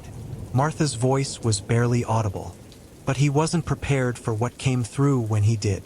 The memory surged unbidden. The water around Jeremy's waist suddenly darkening, as if ink were spreading beneath the surface. The unnatural stillness of the air, the look of surprise, then terror, then, most disturbing of all, wonder on Jeremy's face as pale, elongated fingers wrapped around his ankles. The sound of his voice, oddly calm, saying those final words before he was pulled under. "I'll come back, I promise." Frank pushed the memory away. So Dad believed we could close this door? With the same kind of stone circle Jeremy used to open it. Not exactly the same. A reversal. 13 stones instead of 12. Placed in the basement rather than the lake. The symbols on the walls are part of it too. A boundary of some kind. And why did he think it had to be me placing the stones? That comment about a blood connection? Martha hesitated. Dad believed Jeremy had formed a specific bond with you through your blood oath. That your blood was what activated the stones Jeremy used. Frank recalled the small pocket knife Jeremy had produced that night, how they'd both winced as they dragged the blade across their palms. "Blood to find you," Jeremy had whispered as they pressed their bleeding hands together. "Blood to bring you home." "This is insane," Frank muttered, but without conviction. The weight of evidence, the journal, the historical patterns, the impossibly recovered stone, was becoming difficult to dismiss. "Maybe," Martha conceded, "but what if it's not? What if there really is something underneath Millwater? Something that takes people every few decades? Something that's trying to come through more often now?" Frank had no answer. Outside, the afternoon light was fading, the sky darkening with both approaching night and another incoming storm. The wind had picked up, moaning around the eaves of the house like a living thing in pain. "We should finish before dark," Martha said. "Dad's notes say the water rises at night." They returned to the basement, Frank carrying the 13 stones they'd selected. 12 that their father had collected, plus Jeremy's chipped one. Martha brought candles, salt, and their father's journal. The basement felt different now, colder, damper. Frank could hear water trickling somewhere. A steady plink-plink that seemed to come from the deepest pit, the one with the tunnel at the bottom. "The primary circle goes here," Martha said, referring to the journal as she marked a spot in the center of the basement. "Dad already prepared most of the space. We just need to place the stones and complete the final marking." Frank knelt at the edge of the marked circle, laying out the stones as Martha directed. 12 in an outer ring, evenly spaced. The 13th, Jeremy's, would go in the center, but only after the rest of the ritual was complete. As they worked, Frank became aware of the water sounds growing louder. The trickling had become a steady flow, and when he glanced toward the pit, he saw that water was indeed rising from the tunnel below, pooling at the bottom. "Martha," he said quietly, nodding toward the pit. She followed his gaze, her face paling. "We need to hurry." They worked faster, Martha reading instructions from the journal, while Frank drew the remaining symbols on the basement floor using a mixture of salt, ash, and his own blood. Just a few drops, pressed from a small cut on his fingertip. The symbols were unlike anything he'd seen before. Not quite letters, not quite pictographs, but somehow meaningful in a way that resonated deep in his subconscious. The water continued to rise, now filling the pit and beginning to seep into the adjacent trenches. The sound it made was wrong. Not the gentle lapping of normal water, but a thick, viscous noise, like a mouth working around something too large to swallow. "Almost done," Martha said, her voice tight with urgency. "Just need to light the candles and place the center stone." Frank positioned the 13 candles at specific points around and within the circle, lighting each one. The flames burned unnaturally straight, despite the increasingly noticeable movement of air in the basement. Not a draft, but a pulsing, as if the space itself were breathing. "Now the final stone," Martha instructed. "It has to be you, Frank. And you need to." She hesitated, reading from the journal. "You need to call to him, to Jeremy. Invite him to help seal the passage." Frank balked. "Call to him? Like a seance?" "Not a seance," Martha shook her head. "More like opening a channel. Dad believed Jeremy is trapped at the threshold, neither here nor below. That he's been trying to warn us, to help us close what he accidentally opened." Frank held Jeremy's stone in his palm, feeling its unnatural warmth pulsing like a heartbeat. The water continued to rise from the pit, now filling most of the trenches. It moved with purpose, seeming to reach toward the circle they'd created. "What do I say?" Frank asked, his throat dry. "Whatever feels right." Dad said the words matter less than the intent. Frank knelt at the edge of the circle, Jeremy's stone clutched in his fist. The candle flames danced as the basement air grew heavier, charged with something that made the hair on Frank's arms stand on end. "Jeremy," he began, feeling foolish but pushing through. "If you're here, if you can hear me, we're trying to close the door. The one you opened, the one that took you." For a moment, nothing happened. Then the candles flickered simultaneously, their flames stretching toward the center of the circle, as if drawn by an invisible force. "We made a promise," Frank continued, his voice stronger now. "I promised I'd come for you if you got lost. I promised I'd help you close the door if they tried to come through." He opened his hand, revealing the stone. "I have your key, Jeremy. Show me how to use it." The temperature in the basement plummeted. Frank could see his breath clouding in front of him.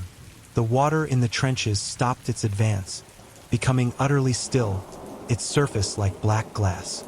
"Frank," Martha whispered, her wide eyes fixed on a point behind him. "Look." He turned slowly. At the edge of the basement, where the shadows were deepest, stood a figure. It was Jeremy, unmistakably Jeremy, but wrong in subtle, horrifying ways. His skin was pale to the point of translucence, the blue veins beneath clearly visible. His eyes were too large, too dark. His proportions were slightly elongated, as if he'd been stretched. But the smile was Jeremy's. The same crooked grin that had always meant adventure, usually of the forbidden kind. "You came back," the thing that looked like Jeremy said, its voice bubbling as if spoken through water. "I knew you would." Frank couldn't move, couldn't breathe. Martha made a small, strangled sound beside him. "Jeremy?" Frank managed finally. "Is it really you?" The figure tilted its head at an impossible angle. "Parts of me, enough to remember." It glided closer, not walking, but moving as if suspended in invisible water. "Enough to help." "We're trying to close the passage," Frank said, holding up the stone. "Your stone. Dad thought it was the key." Jeremy's form flickered like a bad transmission.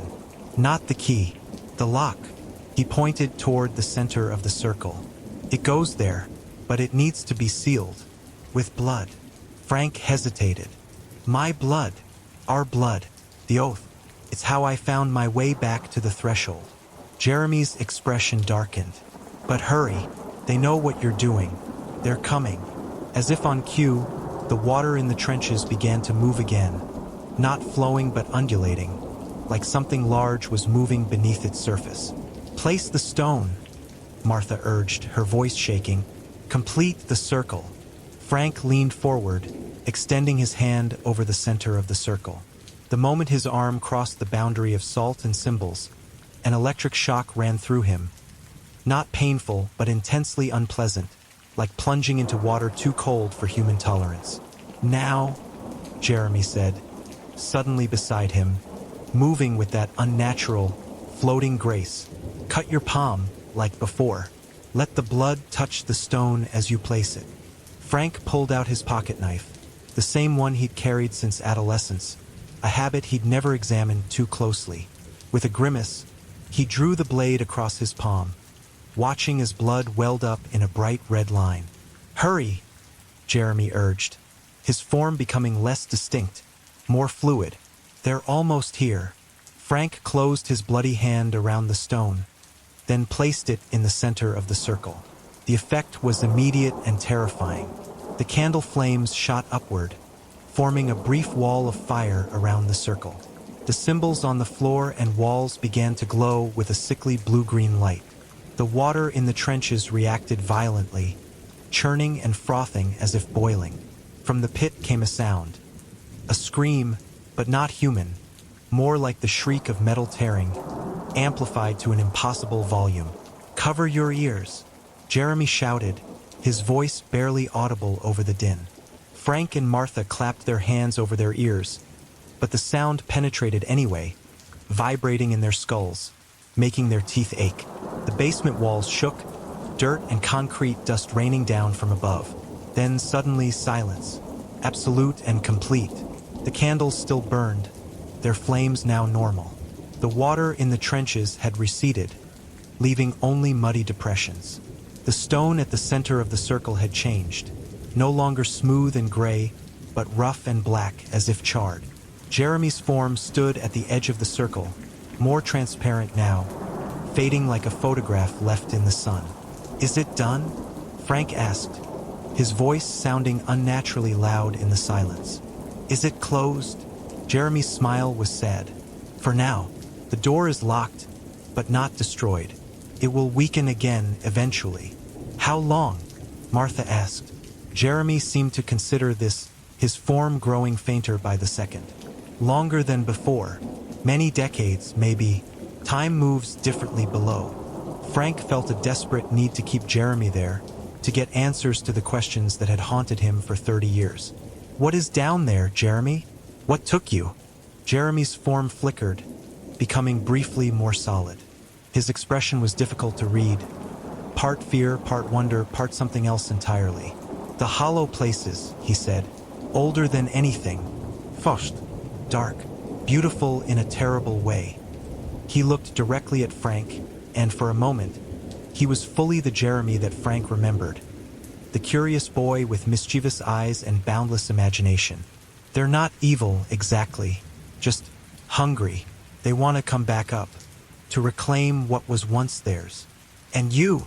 Frank asked, voice breaking. "Are you alive down there?" Jeremy's laugh was like water dripping in a cave. "Not alive like you, not dead like you understand it. Just existing, learning, swimming in the deep." His form began to dissolve, becoming mist-like. "You kept your promise, Frankie. You helped me close the door. Will we see you again?" Martha asked, tears streaming down her face. Jeremy was barely visible now, just a suggestion of shape in the basement's shadows. "When the water rises, when the thin places grow thinner, listen for me in your dreams." And then he was gone. Frank and Martha stood in silence for a long time, staring at the place where their childhood friend had been. The basement felt empty now, ordinary, just a concrete space with strange markings and a history they could never share. "What do we do now?" Martha finally asked. Frank looked at the stone circle, at the basement their father had torn apart in his desperate attempt to save the town that had labeled him a madman. "We fill in the holes," he said. "We clean up the symbols. We bury Dad." He looked at his sister. "And then we decide whether to stay or go." Martha's eyebrows rose. "Stay? You'd consider staying in Millwater?" Frank thought about it. For 30 years, he'd run from this place, from the memory of what had happened at the lake. He'd built a life designed to keep him distanced from anything resembling the supernatural event that had shaped his childhood. But now, having faced it, having seen Jeremy again, Someone needs to watch for the signs, he said quietly. Someone needs to remember what's down there, what we did here tonight. We could take turns, Martha suggested. I could stay for a few years, then you. We wouldn't both need to be here all the time. Frank nodded, relief washing over him. That could work. They began cleaning up, removing the candles, sweeping the salt patterns away. The stone at the center of the circle, Jeremy's stone, they left untouched. It seemed important somehow, an anchor point for the barrier they'd helped create. As they worked, Frank found himself thinking about the cycles Harold had documented. 30 years between incidents, weakening barriers, a hunger from below that never truly went away, just retreated temporarily. And Jeremy, not gone but transformed, existing in some state between life and death in the hollow places beneath Millwater. Frank knew he'd dream about him now. Not nightmares as he had for decades, but something more complex. Messages, perhaps. Warnings about the water rising. Outside, the storm had passed, leaving the night clear and star-filled. Frank stepped onto the porch, breathing in the clean air, letting it wash away the basement's lingering smell. In the distance, he could see the faint silvery gleam of Lake Millwater catching the moonlight. Calm now, still, but not empty. Never empty. Every town has its secrets. In Millwater, they run deep, flowing through underground streams, collecting in dark pools, whispering beneath the foundations of houses built on land that was never meant to be settled. Frank Hadley stays for 6 months after his father's funeral. He helps Martha clean out the old house, repair the basement floor, and catalog Harold's research. They establish a system. Martha will live in the house for 5 years. Then Frank will take over. They'll watch for signs. They'll listen for whispers. They'll check the lake regularly for perfectly round stones washing up on shore. On his last night before returning to Boston, Frank walks alone to Lake Millwater. The water is calm, reflecting the full moon like a perfect mirror. He stands at the shore, at the exact spot where Jeremy was taken 30 years ago. I kept my promise, he says to the still water. The rest is up to you. There's no response. No ghostly apparition. No bubbling voice from the depths. Just the gentle lap of water against the shore and the distant call of a night bird. But as Frank turns to leave, he notices something on the rocks near his feet. A small, perfectly round stone, wet as if just washed up by the lake. When he picks it up, it's warm to the touch, pulsing gently like a tiny heart. He places it in his pocket next to the other one, a matching set, one dark, one light. Keys or locks, depending on how they're used. Markers of the thin places. Frank walks back toward town, feeling the weight of the stones in his pocket. The water behind him remains still, but beneath its surface, something shifts.